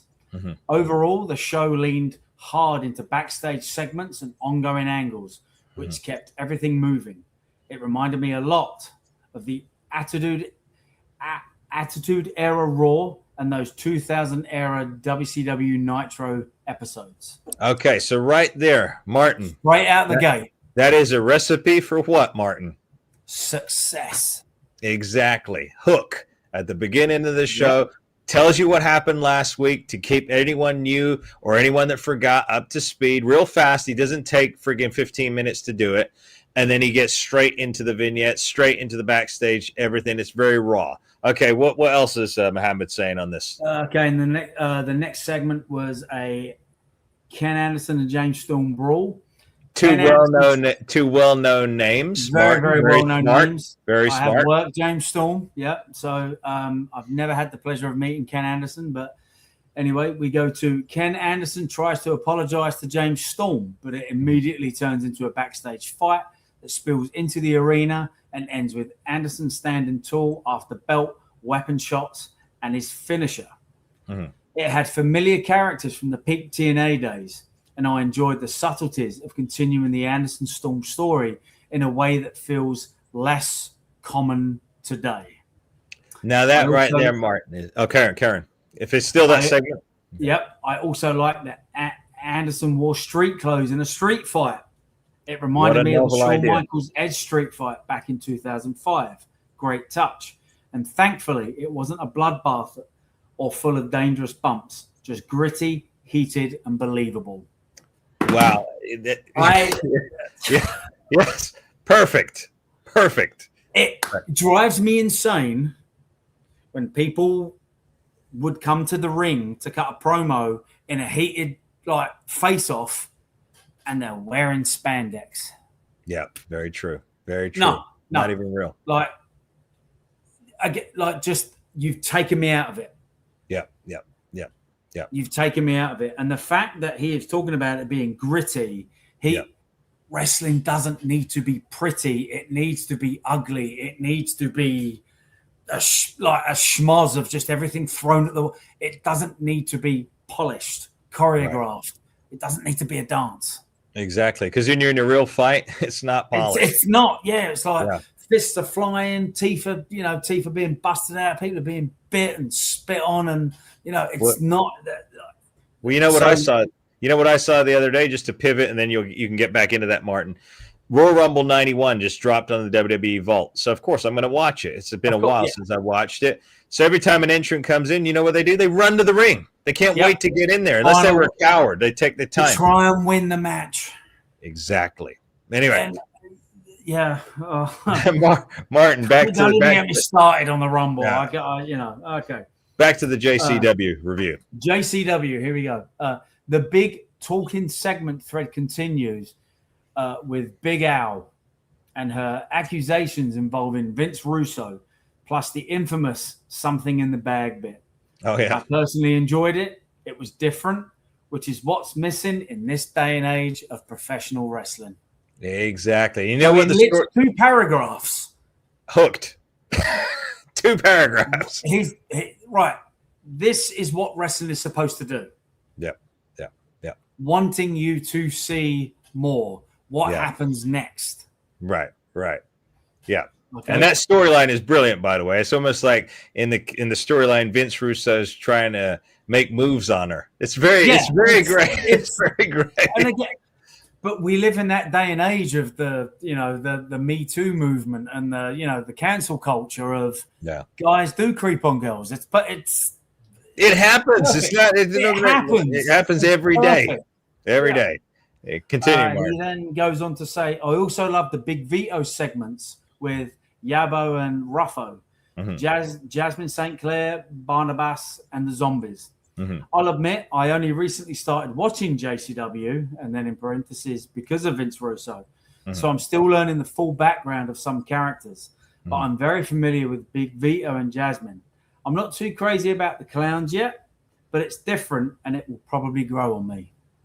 Absolutely. Well, these zombie characters are fantastic. So what does that mean? The clowns. Yeah. It's going to grow on me. Exactly. Yeah. Storytelling. Yeah.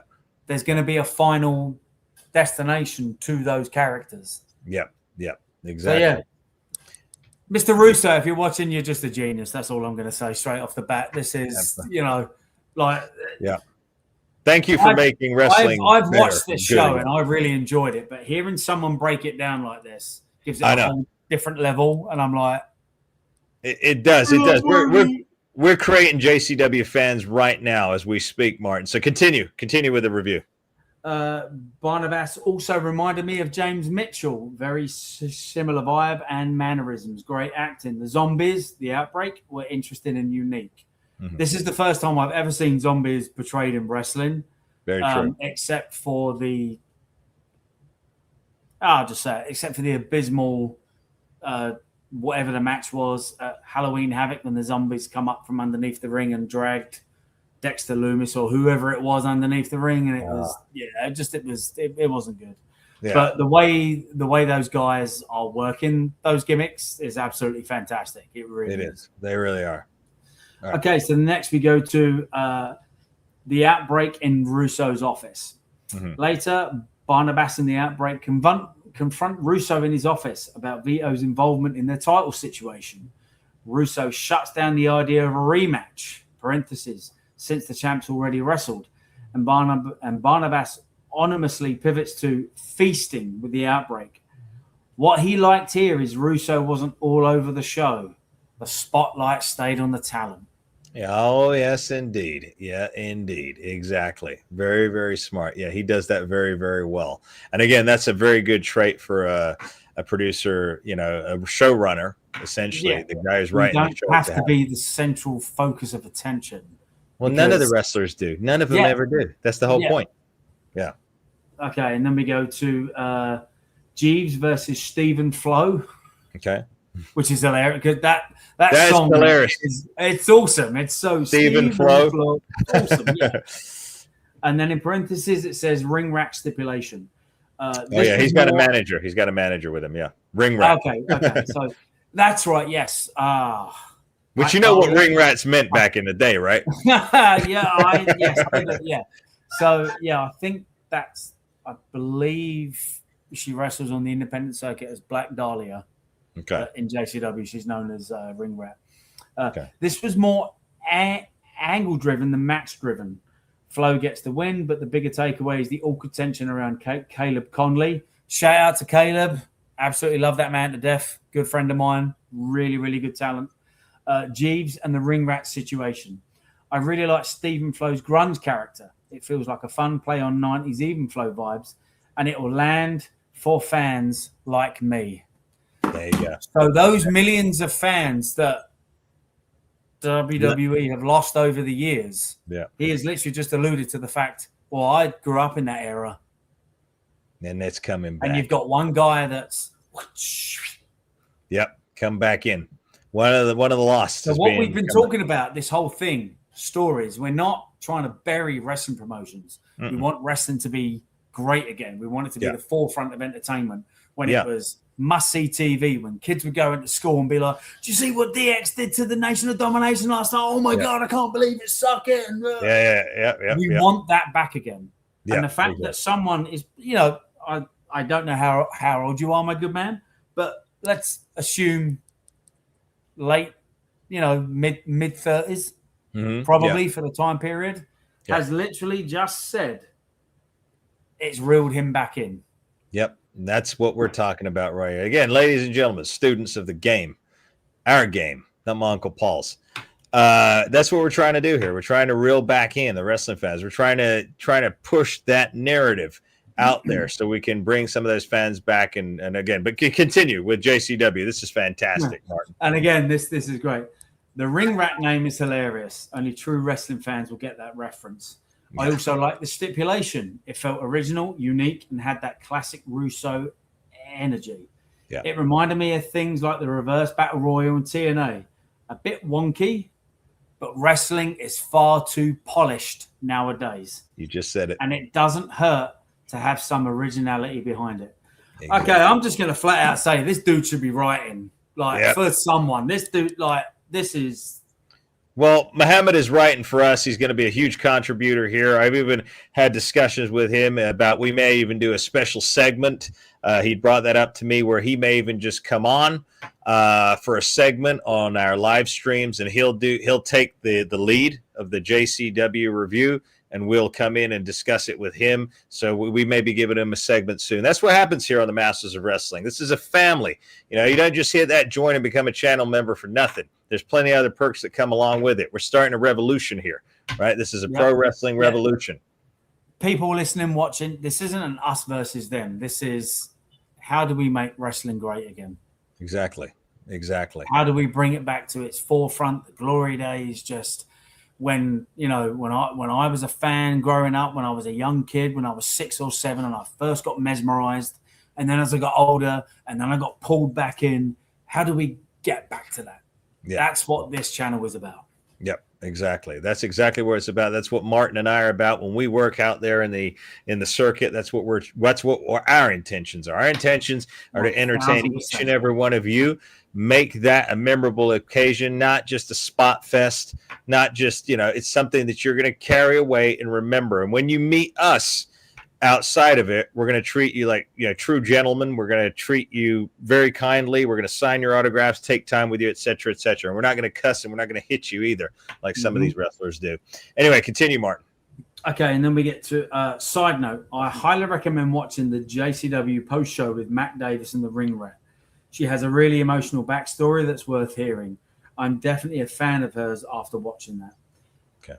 I do believe she has a I can't remember the name of it, CPS or what, something where she has a really bad condition. Okay. And the fact that she's in there taking bumps and doing stuff like that, props to her for that. Yeah. Props to her for that. Because very much so. Yeah, that's, tag titles, the Brothers of Funstruction. I absolutely love that. Yep. Versus St. Clair Monster Corporation. Doc Hendricks rules. What? This was a fun tag title match. The Monster Corporation miscommunication was the story, and the champ survived through the chaos. It was goofy, but it told a story. I also like that they used Doc Hendricks rules instead of Freebird rules. Right. That's friggin' Which is genius. a great nod for old school fans. Yes, it is. I do like that. Yeah. The Monster Corporation also reminded me a lot of the oddities, especially Kurgan and Golga. Silly, but I loved it. Yeah. Wrestling doesn't have to be serious. Wrestling is the circus. The lion tamer is different than the acrobats. The acrobats are different than the clowns. The clowns are different from the fire breathers or sword swallowers. It's a general thing of there's a bit of everything for everyone. Yeah, it's amalgamation of characters. One person is literally describing every single segment being different. Yeah, Exactly. What you're seeing, what Muhammad has done so beautifully. Yeah, Muhammad, you thumbs up for you. You have broken this down amazingly, sir. You know what we need to do, Martin? We need to bring back a magazine. As you help us skyrocket to being the #1 wrestling podcast on the planet, we will endeavor to bring back a magazine. We need a magazine. We need a magazine. We need writers like Muhammad to tell a story and break it down. Maybe it's just a JCW magazine. Maybe that's all it is, because at the end of the day, that sounds like the most riveting right now out of all the wrestling promotions. JCW, I'm telling you, when you're reading this to me, if I was a 7-year-old kid and you're reading that to me, I'm going to watch this product because already the characters and everything. Yeah. Just, and again, it's a YouTube show that the way he's broken this down is more engaging than TV. Yeah, big time. Big time.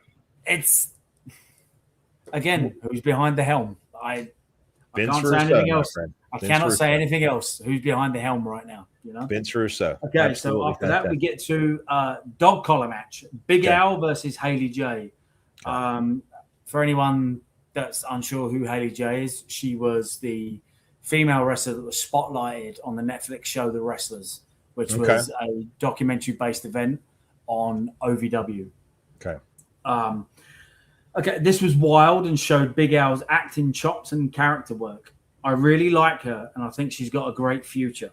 The way she roped Haley J into putting on the dog collar while avoiding it herself was a great heel move. I would 100% have to agree on that. For me, this is one of the better matches of the night.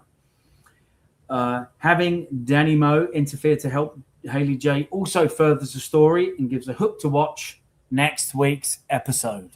Not only that, a dog collar match. I mean, you're bringing back memories of Roddy Piper and Greg Valentine. Okay, the biggest takeaway from that, okay, the way I'm reading this, so we got dog collar, 1, 2.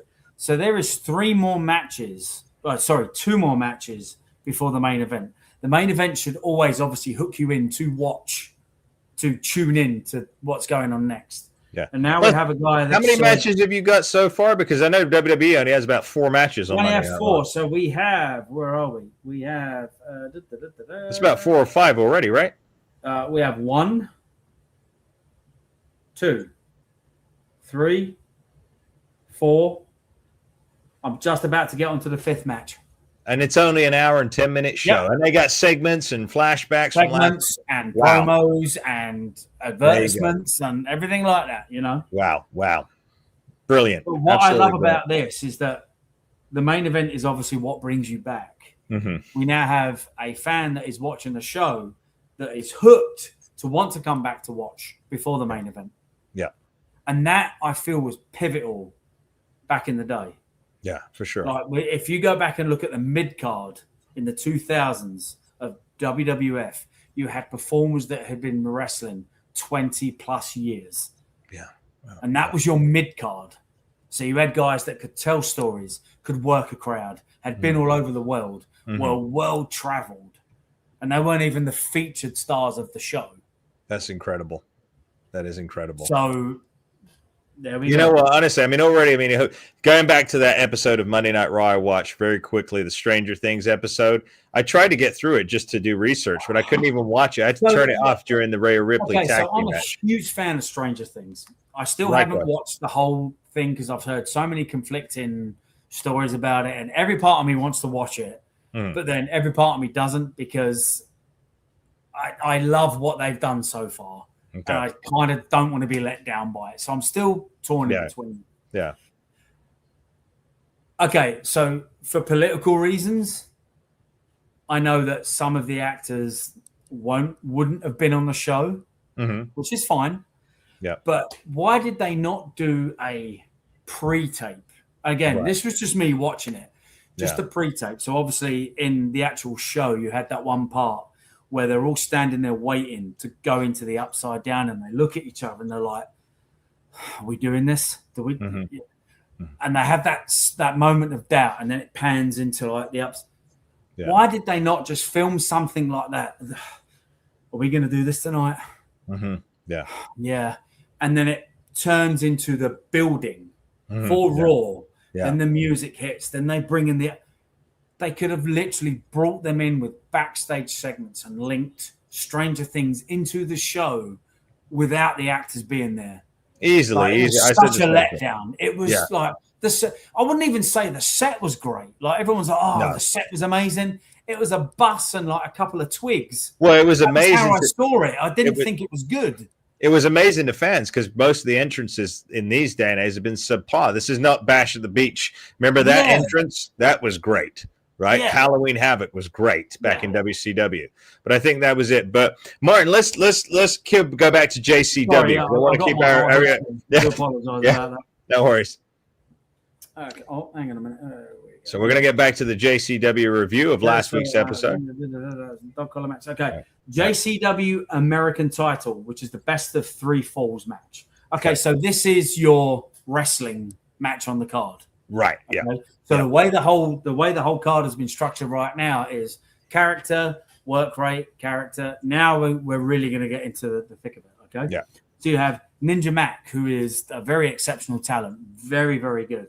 He is the current champion versus Fake-Aid. Fake-Aid has an amazing look to him. Mm-hmm.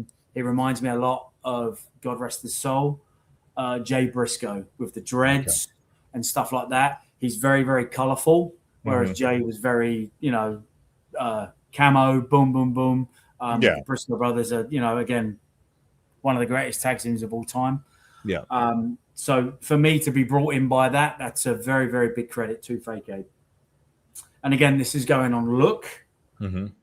Okay, so we'll go. This was the pure wrestling highlight for me.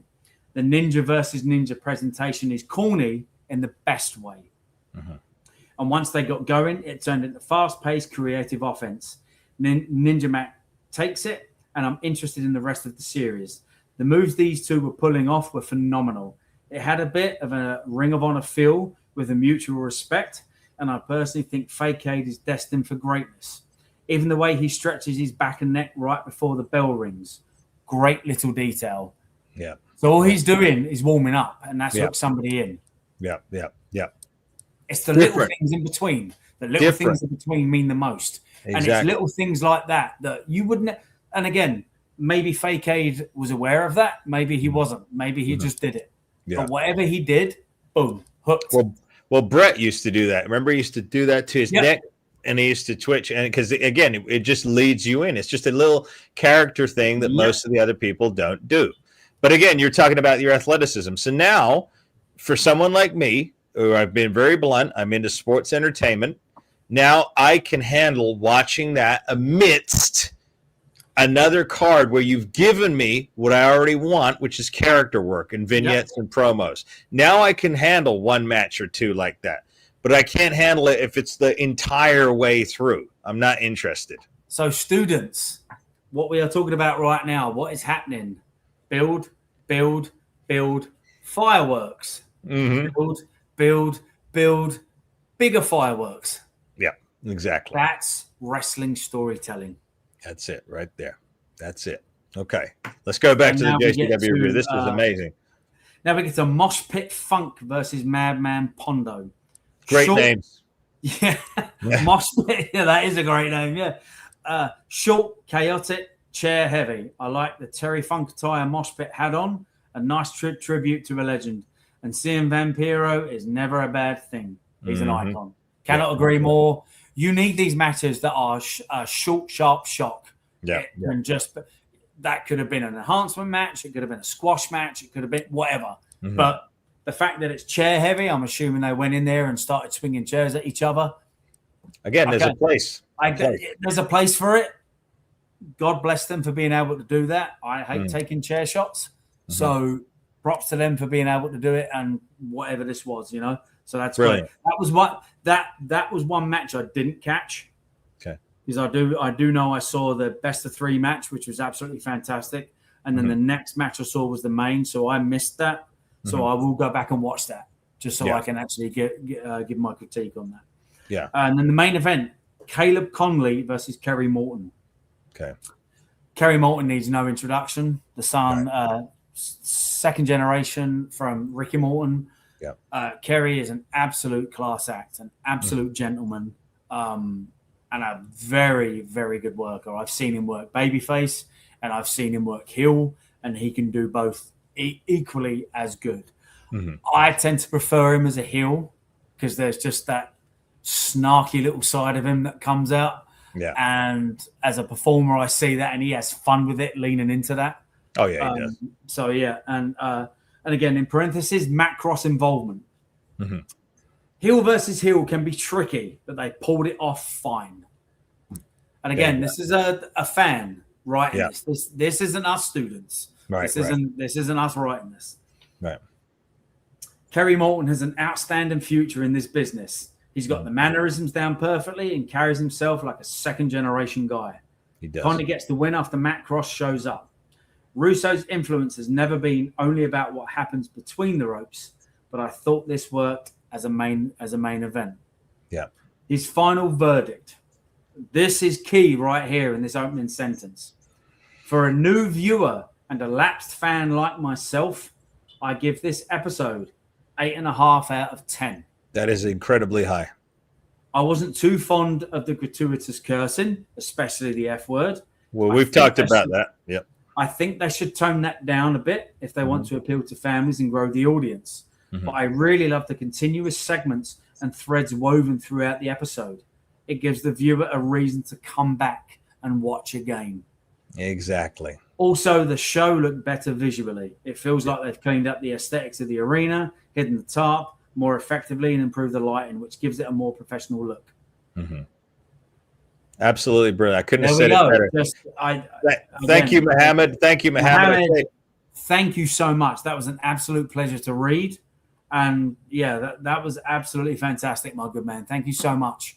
Yeah, thank you, Mohammed. You are going to be contributing for us on a weekly basis here for the JCW review. And like I said, we may try and work out the details and Mohammed perhaps pop in on a I would love to pick his brain, because I'll tell you what I get from that. I get a fan that isn't trying to be smart, right? Isn't trying to be part of the business, doesn't think he's a part of the business, is just a genuine fan that loves wrestling. Yeah, yeah. And that's why we got into this. Exactly. Yeah. And well done. Thank you so much, Mohammed.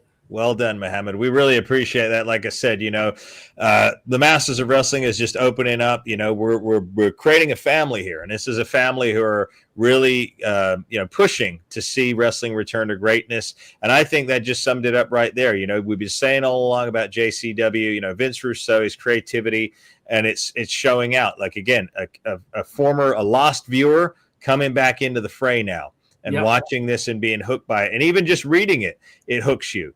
See, that's the thing. That's the difference. Vince Russo is a writer. I worked as a writer for 10 years in Hollywood. I understand, Martin, you're a writer in your own right. You've booked shows before. You run stuff. You understand it too. It's a simple process. It's a simple process. But a lot of these other bigger companies are just missing the mark. I don't know who weaseled or bamboozled their way into these companies. I mean, WWE, coming back to WWE, they finally admitted defeat. You do realize that. They put out a statement this week saying that they're actually going to start only considering talent again on the indies who can actually cut a promo and talk and actually appear to look somewhat like a wrestler. So it's taken them all these years. That's right. Yeah, they are looking to the independents for wrestlers. Correct. What a shock. You mean what a shock. Company wants wrestlers that can talk? Right. What a shock. Well, I'll tell you what, there's going to be a lot of people that are going to be quaking in their boots right now, because I know for a fact there's a lot of places out there when they're training their students, they do not encourage them to talk on a mic. I'm just going to throw one little gem of knowledge out there real quick. Students, if you are a professional wrestler and you want to work on your promos, please stand in front of a mirror. You can cut a promo on anything, be it a can of beans, be it a toothpick, a toothbrush, a jar of whatever it is. Please watch your facials, so that you can figure out facials when you raise your tone, bring your voice down, whatever you're going to do. Always look at your facials. One of the biggest things that I thought was a failure at the Performance Center, we had something called the Mirror Room. where you could go and cut promos. And all it was the little red dot of a camera. Never saw your facials. And I thought that was the biggest waste of time in the world. Yeah, that's stupid. That's stupid. But then again, it was stupid. It was a waste of time. Well, none of those guys know how to cut a promo, Martin. Like I said, it got to a point. It was just you had to clock. I think it was you had to clock like 20 minutes per month.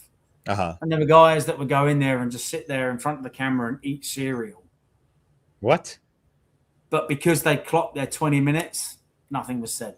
They were probably eating Lucky Charms too, the little friggin' immature bastards, probably playing video games. Not even good cereal like Weetabix, you know? I mean, no, exactly. I mean, you know what? America, you're missing out. And if you haven't eaten Weetabix, you need to go and find some Weetabix. I know some of the stores have the continental Marmite on toast. Yeah, exactly. Stuff like that. I was telling my wife the other day, remember those waffles that are made of potato? I remember those coming out in the UK in the 90s. They were like potato waffles. They were like squares with bird's eye potato waffles. Yeah, I remember that. I remember the advert. Yep. Yeah, all that good stuff back in the UK. Flapjacks, my friend, flapjacks. Not the flapjacks here. The flapjacks we have in the UK. Flapjacks, yeah. Oh my gosh, my man. Oh, I want to bring Matt on the screen here because he is a channel member. That's what he gets. Just a shout out. Salut, fellow masters, Emmy and Martin. Salut, Mr. Bannister. Thank you so much. Salut. Bonsoir. Comment ça va, Mathieu? Yeah, he's a master himself right there. He's part of the masters because he is a channel member. That makes him a master of wrestling too. And speaking of masters, again, Martin, we got to give a shout out to the Brescia Suave, a tag team partner up in Canada. Brescia Suave will be back with us next week. We do not forget about our co-stars here on the Masters of Wrestling. We always give him a shout out. He is going through chemo this week. He is having 2 hours of chemo every single day this week, so he is tired. He's got one more day left. He texted me this morning. He's doing okay. So thank you for your prayers for Martin. We pray for Brescia Suave. Matthew, thank you so much for that. But Matthew will be back next week. He says Tuesday, Martin. He's saying Tuesday. Ah, fantastic. Yeah. And also, Martin, he has a special guest lined up for us. One of the JCW competitors will be with us. Yeah. Do you know what else we got coming up, Martin? I had a text from Devin Storm, Crowbar from WCW. Crowbar himself. Crowbar Devin Storm will be coming on with us. What a talent. From Devin Storm to what a career that man's had. And he's still going today. And he's in amazing shape and just having bangers. Like it just gets better. I would love to work him. I would love to get in there with him. Yep, he's going to be joining us. He's going to be sharing some of his pearls of wisdom with us. And like I said, I've been in correspondence with our dear friend Vince Russo, so I'm hoping on that in the next couple of months and stuff. Paul London, Mayor, said he was maybe going to be here with us today, so obviously he wasn't able to. No, Paul London will be joining us at some point soon. Of course, Jason the intrepid traveler is traveling right now. So well, he is. Well, anyway, I presented him with a new title belt last Sunday, actually. So, and how did that go? Well, the new belt went over well. He was in a match with a young man who, quite frankly, didn't measure up to Paul, and so, but he thought he had won the belt from Paul, but it turns out he didn't anyway. So Paul still is retaining his Comptomania title belt, which I presented it, which also I paid for, by the way, Martin. Did you know that? You paid for the Comptomania title? I paid to have a new belt designed for Paul London because Paul and I, he's a friend of both of you and I. That's cool, yeah. We've been in talks, right? Right now, he was trapped beneath a glass ceiling, as it were, in this group that he was part of. But I think we smashed the glass ceiling last Sunday. So watch this space out there in the professional wrestling world because, things are going to heat up in that department too. As well, you may be fixing a few things. Martin, I would absolutely. I will give you my services if anything needs fixing, sir. Absolutely, yeah. I think we're going to be fixing a lot of things, you and I. It's just not just a good nickname. I think we're already fixing things right here, and it's going to spill out into that wrestling scene in one of these big companies in 2026. So that's coming up down the line. Yeah. Martin, what else? Do we have any little tidbits, or is there anybody has a question? We got about. I'd say let's go to questions because I'm not too sure of anything else right now. Just okay. We've pretty much covered most things right now tonight. So. Okay, so we got about 6 minutes left. If you've got a question, hit a super chat. We greatly appreciate that. That keeps the channel moving along. If you've got something we've talked about that you've heard us talk about, or something you want us to discuss here, just hit a super chat right now, or hit and become a channel member for just $4.99 a month, the price of a cup of coffee, and that will give you a free question, a free shout out every single episode. So again, we're going to be here till the top of the hour. So again, if you do have a question, hit that super chat and bring it up. Or if you already are a channel member, pose us your question and we'll discuss it before we close out here. Martin, you and I, just to give everyone an update, you and I will be shooting some pre-recorded segments tomorrow. Yes, and at least one of those will be a very, very hot topic we will discuss. That will be in our members section only. So unless you are a paying member, that's not going to be a member to hear this, because this is going to be fire. Yeah. So you need to become a channel member if you want to hear these exclusives. If you think we're raw and unfiltered here, you haven't heard anything yet until you go to our members section only. But again, I am minding my P's and Q's very well, but when those gloves are off. Oh, okay. But anyway, so we'll be doing that tomorrow. And then, of course, we've got next week, we got special guests coming with us. But again, we encourage anybody who, again, has not yet seen JCW, we just did the review tonight, to go and check out some JCW lunacy content. I highly recommend it. I think I think Muhammad's review said it all. Please go. No, just go and watch. Subscribe to the channel. Let's keep this moving because it's fun. It's entertaining. It's compelling. Yeah. So let's try and get this to the point where TV networks can't help but notice it, And again, we have no stake in the game. We don't work there. This is just for the betterment of wrestling. No, and just in case people think, I've heard people say, Martin, that I'm just feeding stuff to my Uncle Paul, that I'm just getting information, giving it to Paul. First of all, Uncle Paul and I do not see eye to eye. In fact, if he's not careful, I'm going to be really coming at him at a rival organization pretty soon. In fact, that's pretty much going to be a done deal, Martin. So, Uncle Paul, I'm not here working for Uncle Paul, despite what anybody. And no, I have not been cut out of the will. Okay. All right. I'm perfectly set. All right. From he's the one who excised himself out of our lineage. Yeah. That was right. Yeah. He used to be a blue blood. He's too big for that. Yeah, of course. Yeah. He used to be a blue blood, and then he just friggin' I don't know. He sold out to Hollywood. That's the problem with him. But nonetheless, all right, Martin. I think we're going to close. We're going to wrap up this session. Then, if nobody's got a question. We're going to wrap it up. If you haven't already subscribed, make sure you smash that subscribe button. That is vitally important. Again, we're trying to make professional wrestling great. Please. We need you. Oh, we do have a question. Sorry, tremendous. 1 second. Here we go. From Matt Bannister. Bonsoir encore. I have a question for Martin. This is for you, Martin. What was it like working with William Regal at NXT? Okay, so I was very, very fortunate. I'd known Mr. Regal for a long time before I actually got signed to NXT. Mr. Regal had a hand in my training. I would fly back and forth from England to Georgia, and I would train. I would be under his learning tree with Dave Taylor and Fit Finlay. Mr. Regal is a class act, an absolute gentleman, and a wealth of knowledge, but also on how to make wrestling look like a fight, and scrappy and gritty and dirty. And that's where he specializes. I've heard that he's now back in he's back on the reins of scouting talent.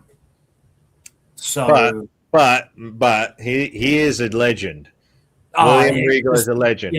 But the issue I have right now is he going to be bogged down by the guy they forced him to work for to scout talent, who's been basically doing a miserable job scouting talent for the last 5 years or so. And I think you know who I'm talking about. Oh, Mr. Sapolsky? No.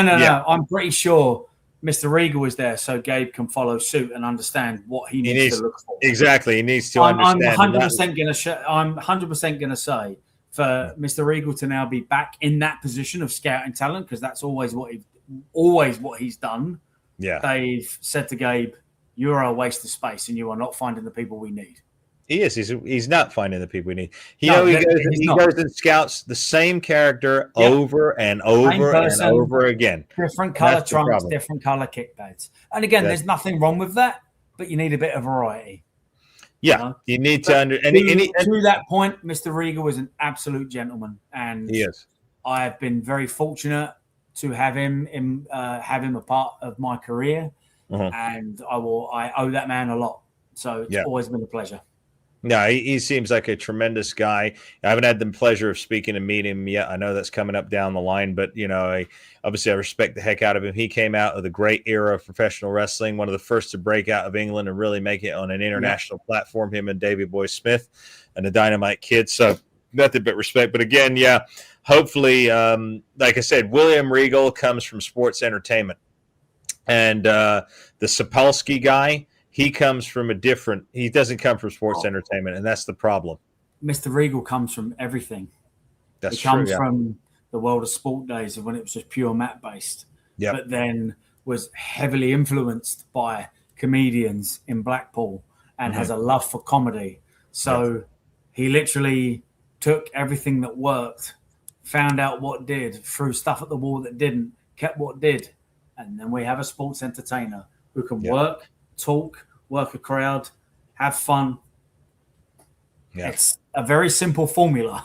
Very simple, very simple. And Matt, absolutely. Matt says, thank you for answering my question, Martin, Master Emile. Merci beaucoup. You are more than welcome. The reason we answer Matt's question is because he is a channel member, and that's one of the perks of being a channel member. Again, as is customary with pretty much every podcast out there, when you hit a super chat, that is what brings the question on the screen. That's when we answer questions. That's what helps us expand and grow. That's what helps fuel the juggernaut that is the Masters of Wrestling. So again, that's the rule we've set out. We that's the rule we created. So again, some people have asked why we don't answer their question, because that's just the rules that we have in place. That's why we have memberships. That's why we have super chat. And again, guys, students, I am new to this. Being on a podcast as frequently I have been is very, very new to me. So any questions you ask me, I would love to answer them. So I really do appreciate anything you are asking me, because this is new waters for me and I'm absolutely loving it right now. So thank you. It is absolutely wonderful. It's wonderful to have you a part of the team, Martin, to be a tag team partner with you also. And again, you could become a channel member at any time, and it will alert us immediately right here in the stream. Your name will become green, and that means you're a channel member. So again, we can see everything that's going on. So if you want to do that, make sure you do it. We greatly appreciate it. If you haven't already, make sure to subscribe and hit the like, share with your friends and family. And again, we're doing this because we want to see wrestling become great again, but we want to thank each and every one of you for taking a little bit of your time and sharing it with us. We want to pray God bless each and every one of you. And until our next live stream, which will be Tuesday, you and I will be back, Martin. We'll have videos dropping over the weekend, our private, our members only videos, and of course our segment videos, which are about 10 or 15 minutes long. You'll have plenty of those. Plus also a brand new Ultimate Truth podcast drops tomorrow. That is the Ultimate Warrior podcast that I just launched right here on this network. And Martin, we have a special guest coming up next Monday on our pre-recorded segments. We actually have the manager of the Ultimate Warrior, another fellow Brit himself, coming on the podcast with us. So this man worked with the Ultimate Warrior, Steve Wilton. He worked with Dana and the Warrior for a number of years. He will be coming on the podcast with us. Well, that's amazing. Yep. You do find them, don't you? Look at you. You do find them. Well, there's a reason they want to be here. They want to be here on the Masters of Wrestling. Again, we're doing Masters of Wrestling. They want to be here. This is the place to be. All right. Well, Martin, thank you for another episode.